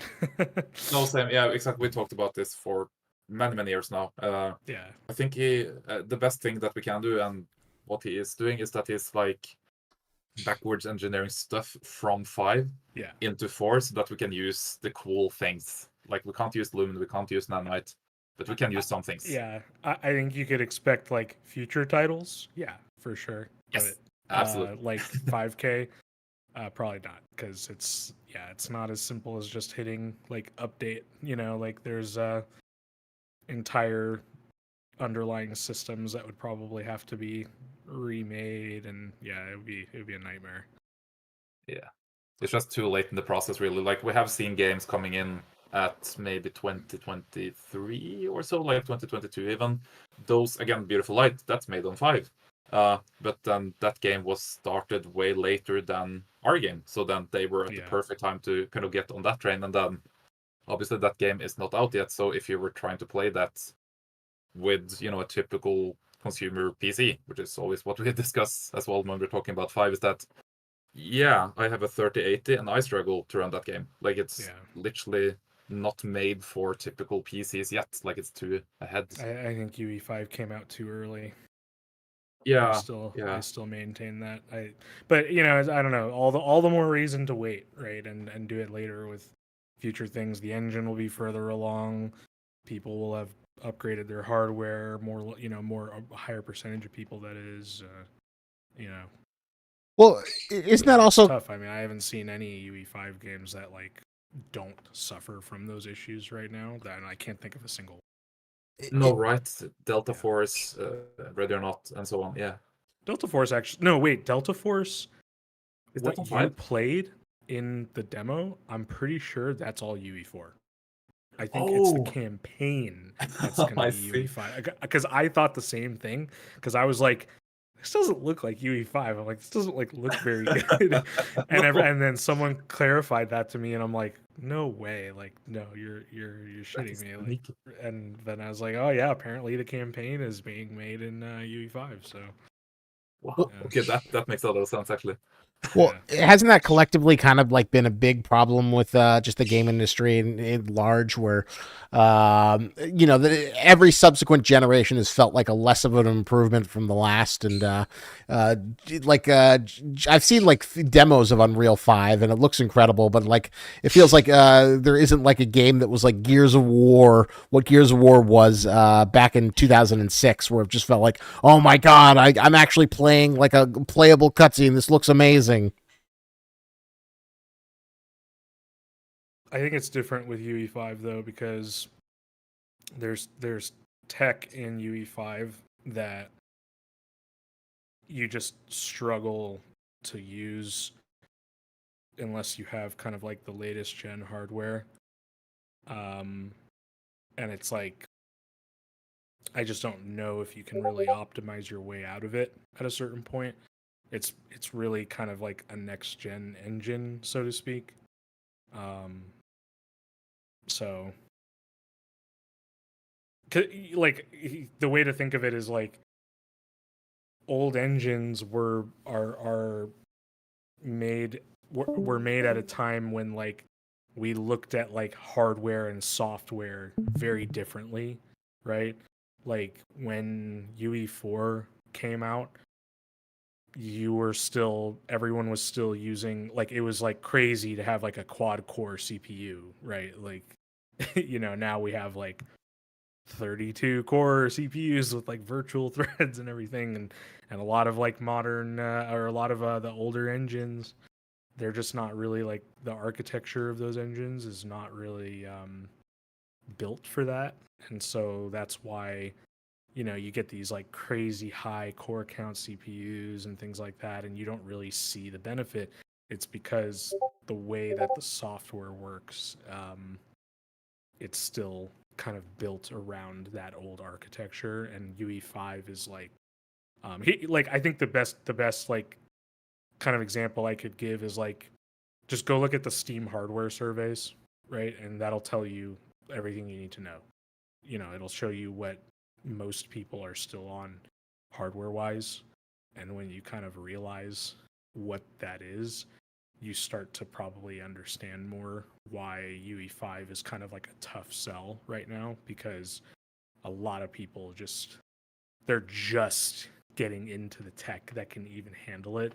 And I think that those things are not really like totally at parity levels yet as well, where the optimization of the engine and the performance of the hardware are kind of like both, utilizing each other in the best possible way. I think it'll come, but it's going to take more time.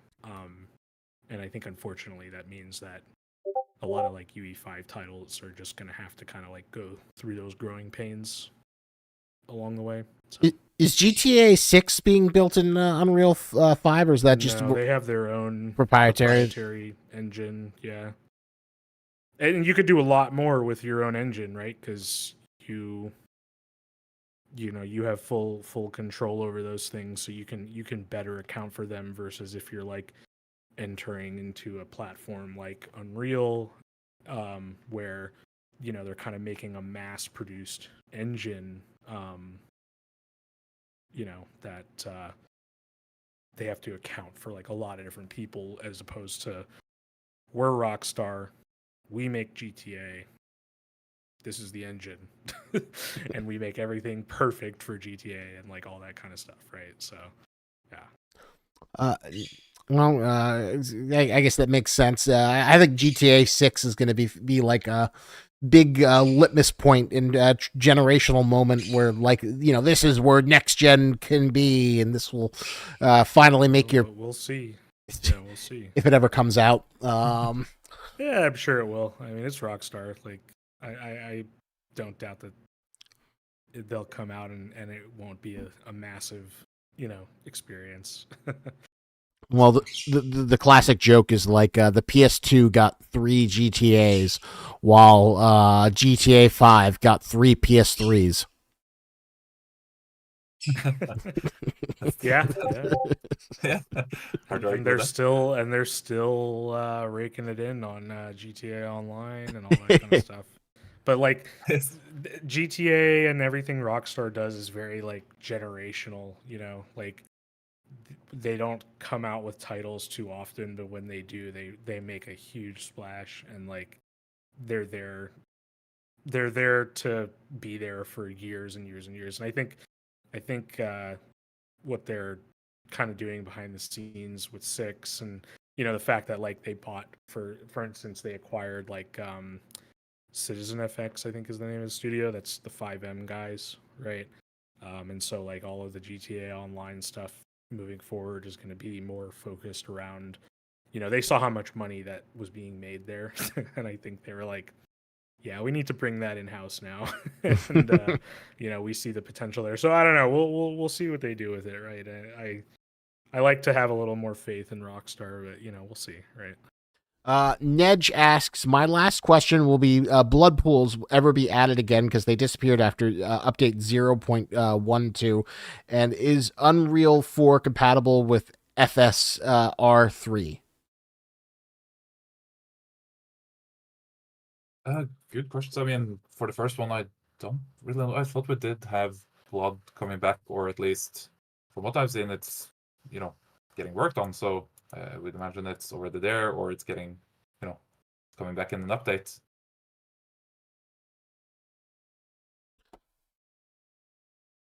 Why was it for the second question? I mean, yeah, was it honestly, I don't know. Yeah, I don't know where it's been. Good question for the programming team, I think, where it's.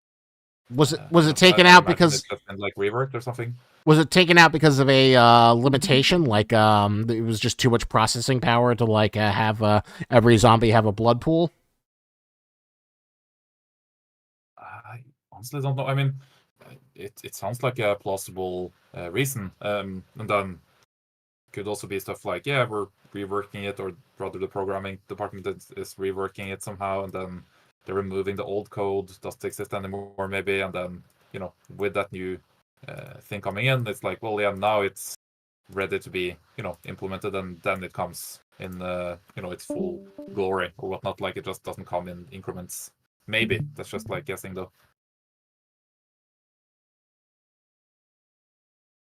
That will be a good question the next time we have Al Barney in here, or Trey. I don't know when they will be here. Maybe some point after next update we will have them. But save those burning questions for when they arrive. And I hope it is soon, because it is always great when we have those two. But they are also probably the most difficult people to schedule because they have a lot on their plate and they're very critical to the ongoing just making sure SCP 5K is a great experience.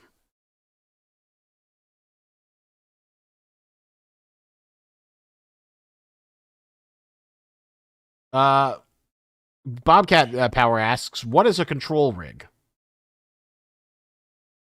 And Control rig. So that's basically, yeah, very specifically. Let's say that you have the armature existing in the game, and you have it in Blender and whatnot.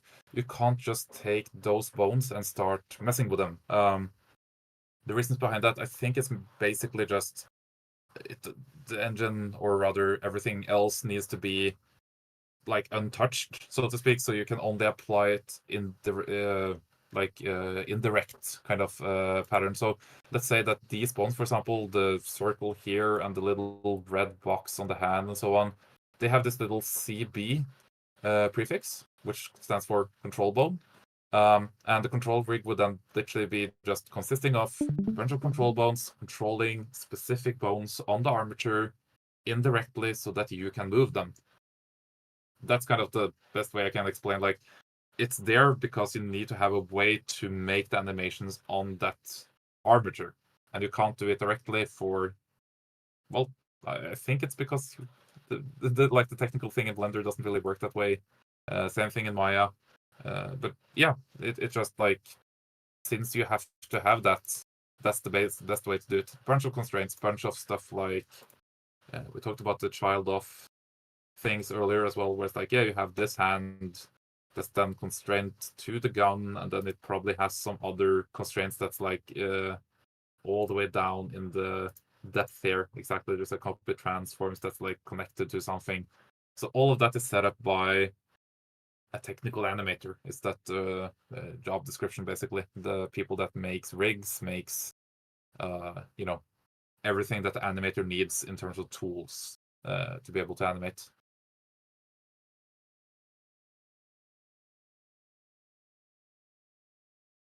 That is the glory of the control rig. And just out of curiosity, though, are you excited for Call of Duty Black Ops 6 coming later this fall? Yeah, definitely give it a try. And I do like my Call of Duty games, even though I must say I do prefer the old ones, like coming from 2007 and going forward. Like, I remember those very fondly. Still play like the remasters of the, the old games. If we had one for the third game, that would be amazing. Oh, come on. Don't you want to play like as Godzilla and Kong with like lightning fists and do special super attacks to knock people out? That sounds fun, though. I mean, it's a very different kind of game, but yeah. I think like the main thing I like from the Call of Duty series is that it's doing its thing well. And you just have to go with that. Like, yeah, there are a bunch of weird skins, and there's a bunch of things that I wouldn't personally like to have in a tactical shooter, but it's not a tactical shooter. It's supposed to be something else. And of course, having, Modern Warfare 19 as a tactical shooter, I mean, it did kind of exist in that realm a little bit. Like, you could still do stuff like specific servers and play a certain way with people, but it was never meant to be that, even though it was kind of, possible to do. I tried to play it like Arma, basically, at some point, just like, yeah, small CKB kind of version of Arma. We had the small matches with friends, just like trying to make it into that, but then, of course, the game is not really designed for that, so have to play it the way it's supposed to be played. I do think it's kind of funny how like Call of Duty's just become like, crossover Smash Brothers. So it's like, you can play as Ghost Guy from Scream. You can play as Omni-Man from Invincible or Homelander. It's just like this all these characters who don't use guns running around with rifles. I just think it's like the most bizarre thing to like look at for like just because you have your expectation of what you think of Call of Duty works, and then oh yeah, Attack on Titan. Let's have Attack on Titan in the World War II Call of Duty. It's almost like this, a little more adult version of Fortnite. I do play that with my nephew. He's like 9 years old. And he loves Fortnite. I was like, yeah, I do see the charm of that game, but it's not really a tactical shooter, and neither is Call of Duty. Like it's that kind of thing where it's supposed to be wacky and fun, and just a bunch of weird stuff happening. You ever wring out a wet towel and you get to the very end and you just get like a drop left? Couple drops. That's what you're looking at. It's Call of Duty right there. Exactly. The last bit of milk in that cow. Last dying breaths of a franchise right there. It works with Fortnite. I get the crossovers with Fortnite. Call of Duty, it's like Jesus Christ, guys! Like, well, the weirdest thing is like they keep on adding like characters who don't use guns. There is nothing more surreal than like pacifist Aang from Avatar, The Last Airbender, walking around with like a submachine gun. It's just like what's that? What's that term? Ludonarrative dissonance, where like the gameplay is like so far removed from like the story of the thing that I just can't put it past it, and just like seeing all the Avatar characters run around with guns, and I'm like, this doesn't feel right.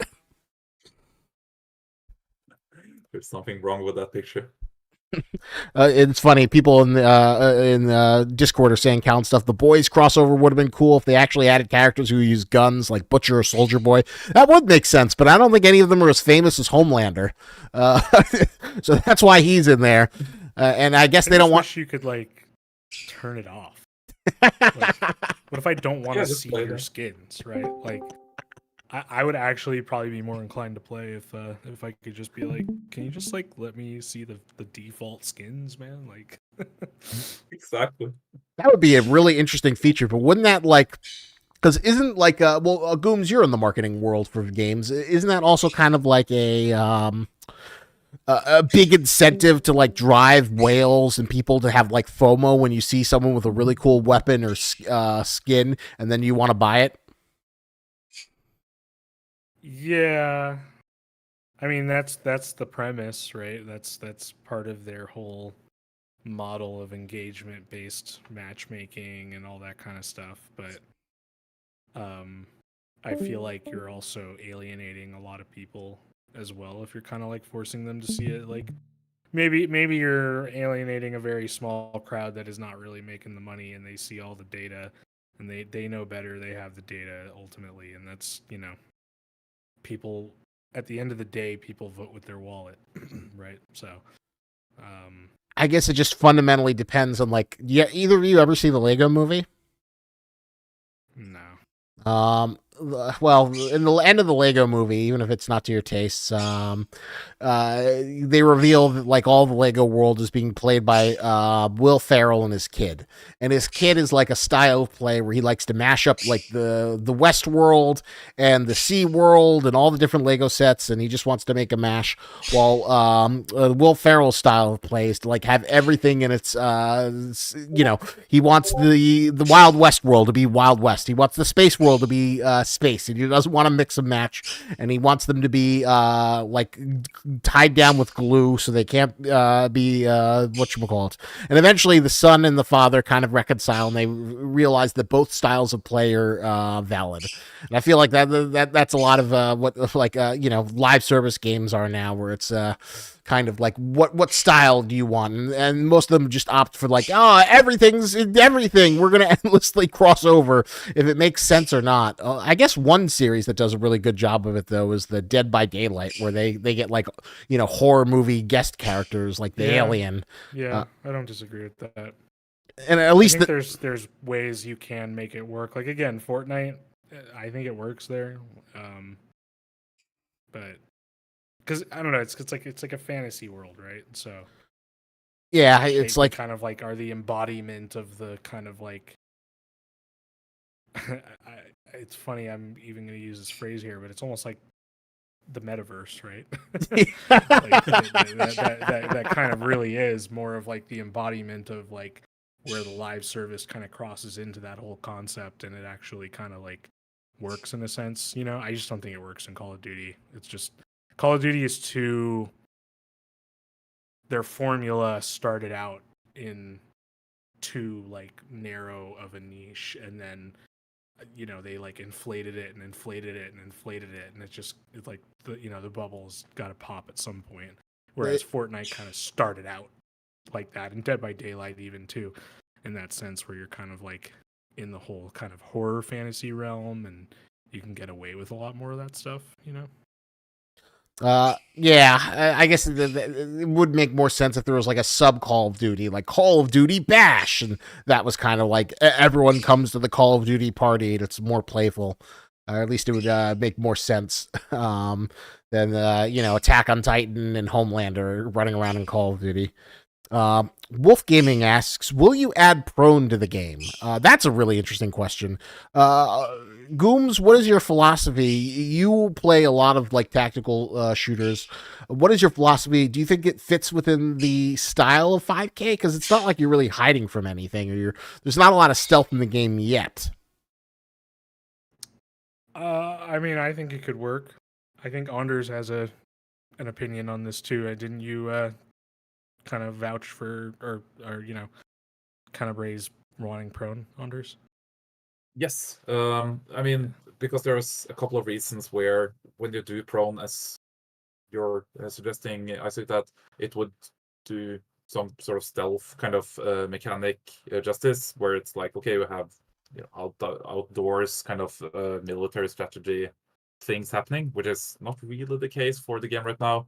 But the moment that happens, regardless of where, if it's like in Antarctica or if it's in Outpost Axiom or wherever, prone would actually make a big difference, for many reasons, many obvious reasons, where it's like, yeah, you would be able to do sniping and Overwatch, and you would be able to use, proper like concealment, right? But if we're only doing a CQB game inside, well, maybe not, and then that could be used for things like, crawling through vents or like more navigation of the map, right? So it comes into I like, think regardless, of like all those factors, I still think it would work. Like I don't think you need like a direct reason necessarily. Like I like the concept of having to do it through vents. Actually, that's like a good kind of like compromise, I think, to if you weren't just trying to justify it from a combat perspective. You could say, well, why don't we have like prone only spaces that you have to prone out to get through and things like that. I think that makes a lot of sense. Yeah, absolutely. And like prone has a place in CQB combat, in my opinion at least, regardless. So there's a bunch of different reasons to have it, as you say. And the only reason to obviously if you come up with one good reason and we just add it to the game, you'll see that people will use it for different things anyways, and that's kind of the point. I think people having fun with that kind of mechanic and not be kind of limited by the movement, which is of course a typical thing that we see, for example, with the switching of the gun on the shoulder. That would be cool. Like, yeah, why would you need that? Well, just more control. You can lean. Okay, cool. Maybe we should have more lean. Maybe we should have the kind of thing they have in Ready or Not, right, where it's like incremental lean, and you can kind of do very fine, adjusting on the fly. All of that stuff just makes a lot of sense. It's all coming down to movement mechanics, and I want more of that in general. Like, it just makes sense regardless of what you're facing and what the game's story is and whatever. Like, just it makes sense to have control of the character. Yeah, I agree. From an animation standpoint, is prone really difficult to add? No, I mean, it's mostly programming. I would say, like, we make, yeah, right. We more make of a programming thing. Yeah, it's always like that almost, because we're always talking about like, okay, let's say you need to make. I can paint it for you. Animations. Yeah, actually. Yeah, right. Yeah, literally, like it would be. This is a T-posing character that is now in the state of prone, and when you have that, it's like just make that look pretty.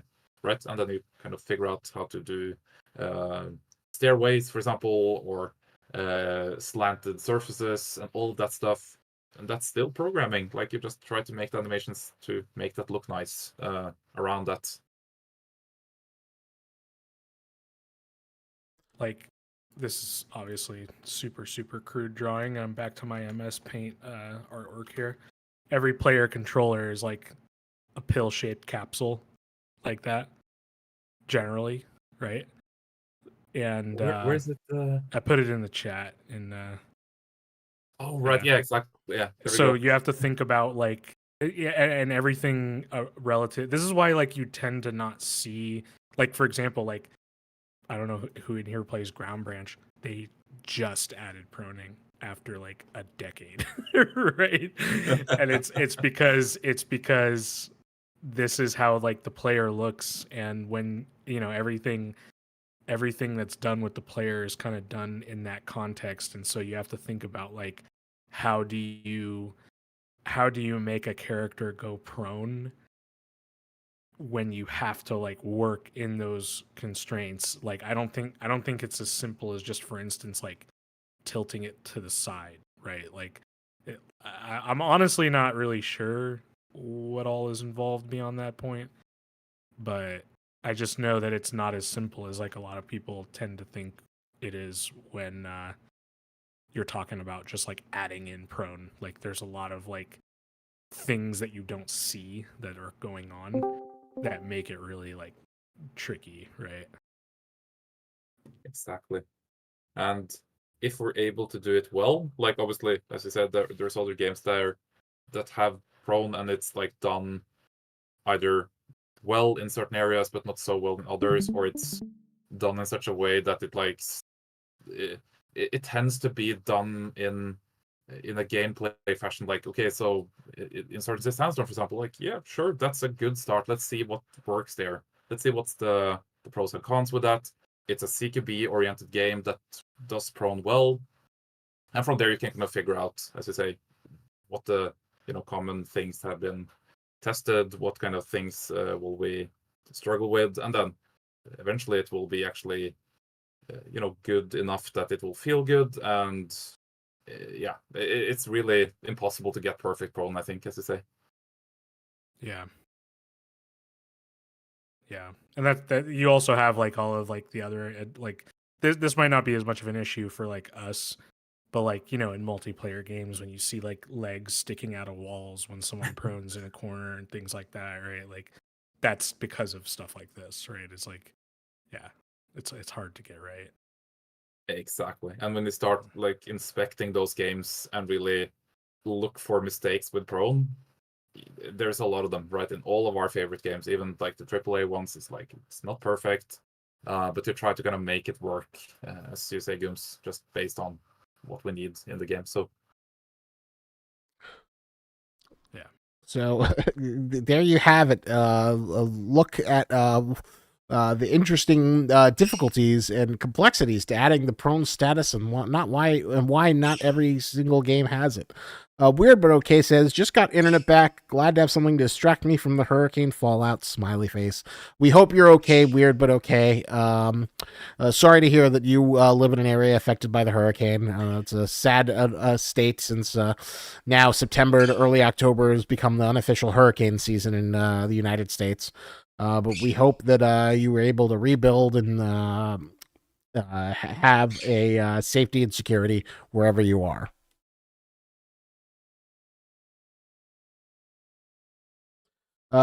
Pico Lordens asks, what happened to the Vector? There was a teaser of it in the past trailer. oh, was it Really? I didn't see that. Yeah, we never made a model for it. At least I guess it could be in some other game, maybe. I don't Just even mix up remember that you different guys made SCP. one. I mean, there is another, was it Valram, or what it's called, that had the Vector in its trailer. Maybe that's the one that is thinking about. Maybe. Like, there's other SCP games that's similar, that Yeah. has, yeah. Yeah, it could be. Yeah.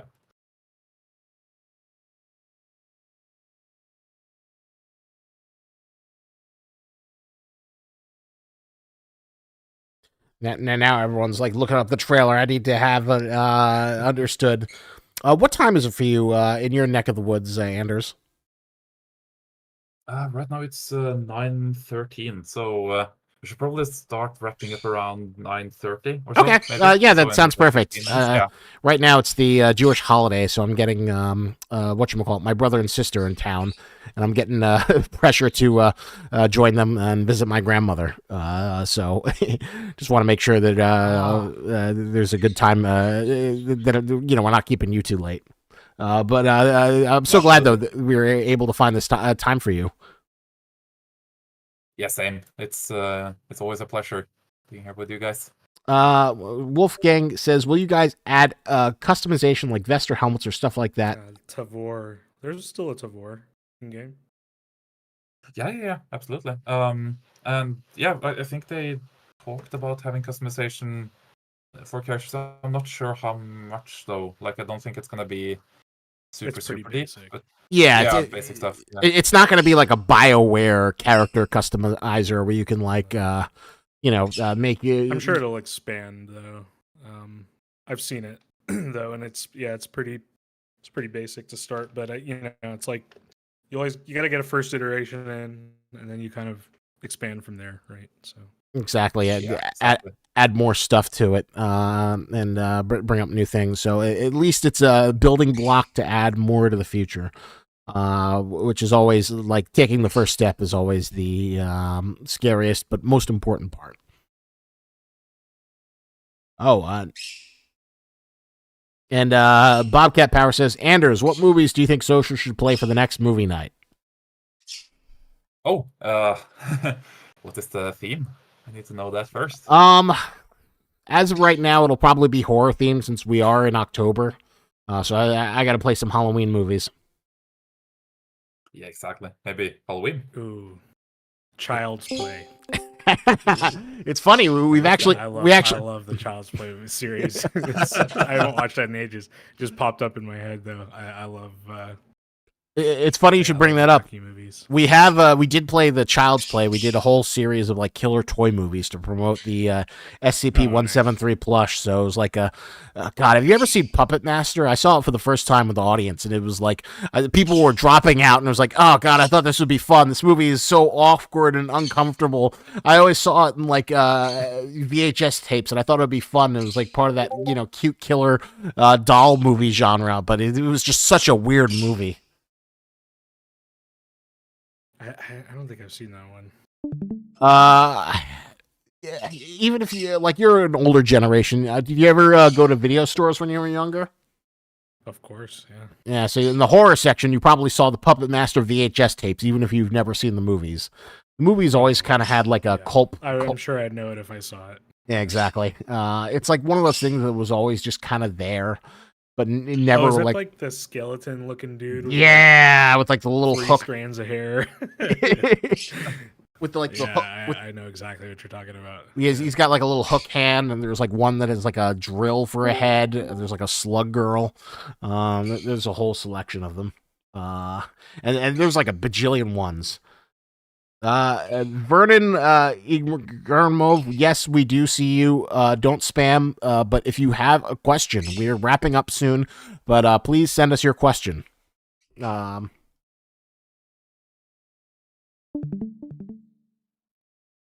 And he's spamming.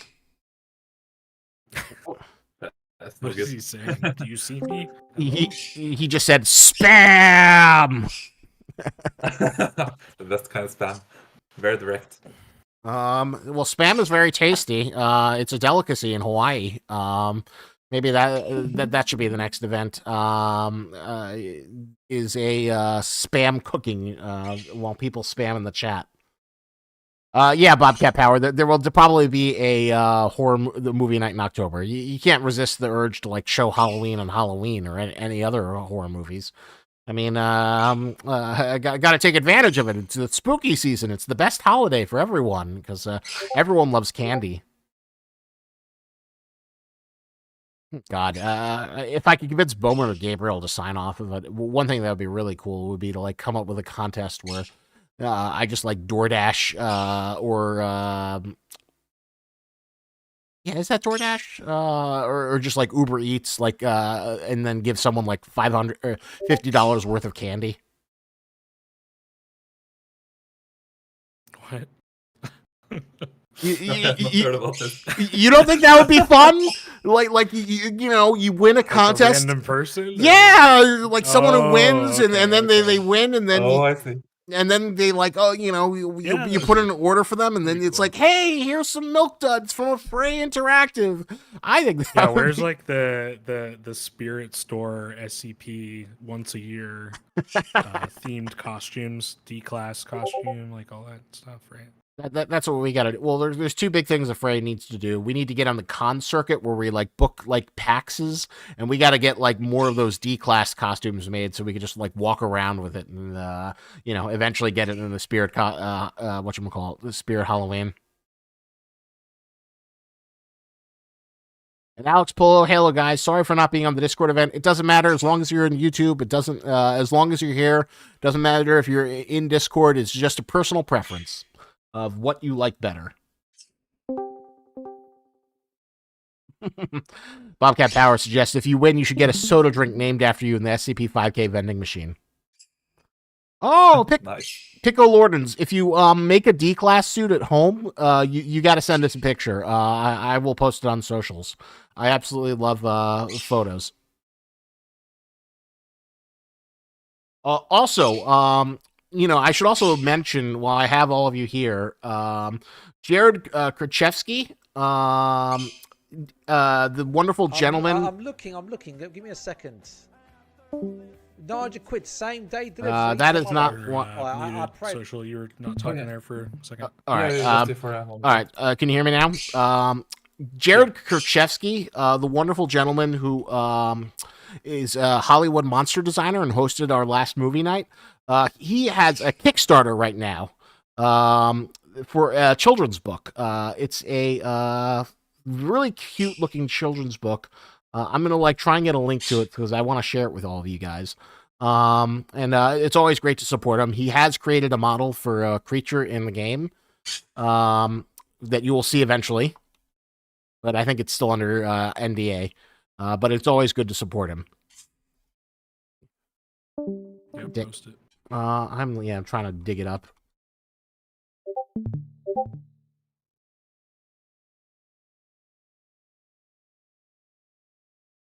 There we go.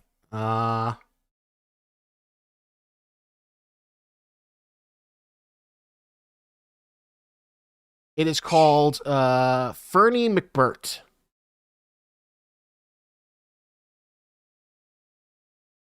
So I'm going to get the link for you guys. There we go. So, all right. So I'm going to post it in the Discord chat. It is called Fernie McBurt. It is, it needs $10,000. It is a quarter of the way there. I would love it if any of you guys have any spare cash. I'll probably be donating as well myself, just because I like to support him.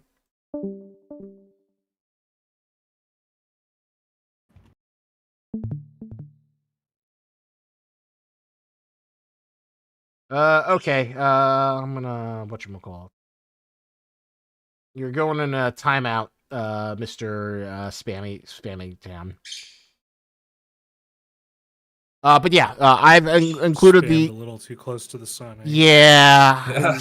Like if he was like spamming like I love weapons and here's some interesting weapon questions, I would that would be fine. But it was just weapons.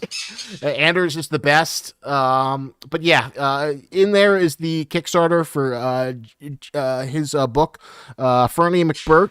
It is a adorable little spooky family-friendly horror story about like an evil mascot who like makes kids into droneless zombies, and then a family has to save their kids from Fernie McBurt. And it seems like an absolutely classic story to share with kids in your life. Sounds terrifying. Yeah. Like it. So we are getting close to wrapping up. We're almost at 3:30. Is there any other questions relating towards Anders animations? I'm sorry, Wolf Gaming. I'm sorry that this happened to have. Just be happy that this happened at all. I would love to like go for another hour, but Grandma Ida cannot be. Her requests cannot be denied. Bobcat Power asks, average time for animation? Oh, good question. 7 hours, 8 hours, something like that. It really depends. We've been there, 2.5 now, and we're just at the end of the blockout, starting some polish work. So yeah, I would say maybe up towards 7 hours per animation, and then of course the whole set would take, that amount of time, X 5 or 6 maybe for 5K gun. Do we have a custom skeleton? So, I think it came right before we got Unreal Engine 5's armature. Like before that came to the market, and it was very annoying because they made something that was based on the Unreal Engine 4, which is of course like huge hands, huge arms, everything is just a bit weirdly I remember proportionate. that being a big limitation. Exactly. It's something that's like, we see it in Ground Branch, we see it in other games that's like limited by that thing that, well, that's what you had. And then I think this is a custom one based on 4 that turned out to be basically what 5 came up with right after. So yeah, it would be better to just use 5. Worked with 5 on, again, Beautiful Light, and very similar. Like it's basically the same thing, just correctly proportioned hands, basically. That's what you have to work with. More control points and stuff too.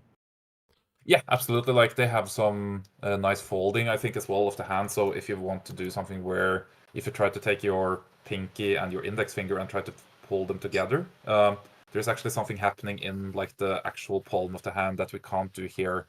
Typically, when you try to grab a rifle or something within a magazine, the way this part of the pinky muscle folds and the way that you control that is basically non-existent on our rig. In 5, I think you can pretty much like fold it however you want and kind of, So basically 4 bones going across the knuckles instead of one big one that's just like sitting somewhere inside the area here. So yeah, that helps. But again, anything. Callan Stuff asks, what of the other animations for this weapon do you have done, or is this the first animation you're doing for the MP9? So the MP9 is basically done all the way through. So we can see the very small text here, unfortunate, but yeah, it's size of text, and it's like reload gun, reload empty gun, mag check gun, inspect gun, fire mode up and down, fire, equip first, obviously one we're working on right now, then equip, de-equip, base boss. So the basic full set we have for all the other guns is done, and then we now just make additional animations for all of these. And we also have a Wolf Gaming says, I love this so much. It was a pleasure to talk with you all. I always enjoy talking to people who know more than me in this stuff, and the SCP-5K is my favorite game to love it in the community and the team on it. Thank you so much, Wolf Gaming. Thank you.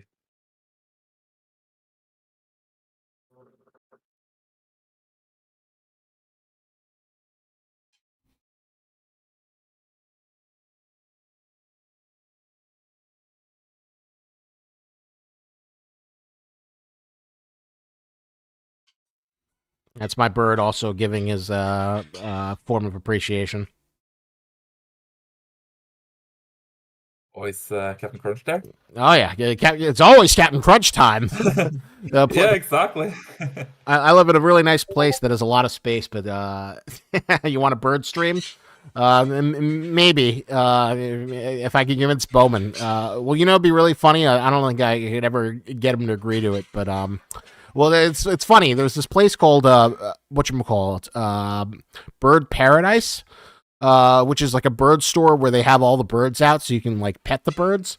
So I took Bowman there. He was actually in near me recently, and I took him and an old friend. So we went to go see the birds, and not this weekend, but the weekend after, they're having Parrot Palooza, which is a big 4-day extravaganza celebration where all the crazy bird people come and they have barbecue and they hang out with the birds and they play with birds and they meet people, parrot celebrities like the Parrot Wizard. So I'm probably going to go to that next weekend, which I'm looking forward to. Broomy, there will be bird picks. I've done bird picks in the past. I will see if I can do bird picks in the future. And in the next movie night intro, just show your bird. Okay, Bobcat Power. Maybe I'll have Captain Crunch, just like I did. Whatchamacallit with the 173 killing me. I will have Captain Crunch do the intro, and he could be the host.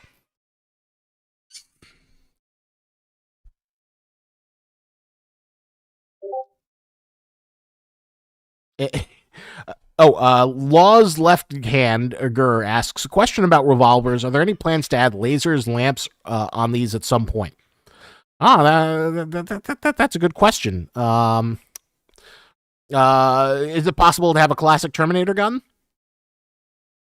That'd be awesome. I mean, for most of them, you would basically just need to clamp something on the barrel, maybe something that's just like very jerry-rigged or homemade. But yeah, it would be cool. Probably, I mean, obviously, like we would like other attachments for the pistols as well, like a bigger flashlight, for example, bigger size of flashlight so it looks nicer. Different red dot sights, different what's it called? Compensators, yes, for different types of pistols. So yeah, I mean, it would be very, very cool. Certainly, at least some basic version for, well, I mean, the 360J might be a little bit small, maybe. Like, we wouldn't be able to fit anything on that. Or you could do it on the trigger guard, maybe. Yeah, but it's a cool idea, absolutely. HX20 Games asks, why do you think mainstream Hollywood doesn't make an SCP film / series? I have a really good answer for that. SCP is in the Creative Commons, and that is a legal wormhole that most people don't want to deal with. If you're going to invest a bunch of money in a film or television property, you want to own all the rights for it, especially if it's something that could be very lucrative. And nobody wants to own the rights where someone could make a Halloween costume or use the intellectual property that you don't really control. That's a big hurdle that kind of like has kept SCP from entering the mainstream. Doesn't mean it'll happen forever, but someone might be able to brave to take the trend. But I think that's a big thing that holds back SCP for like having like a TV show on Netflix or a big Hollywood movie.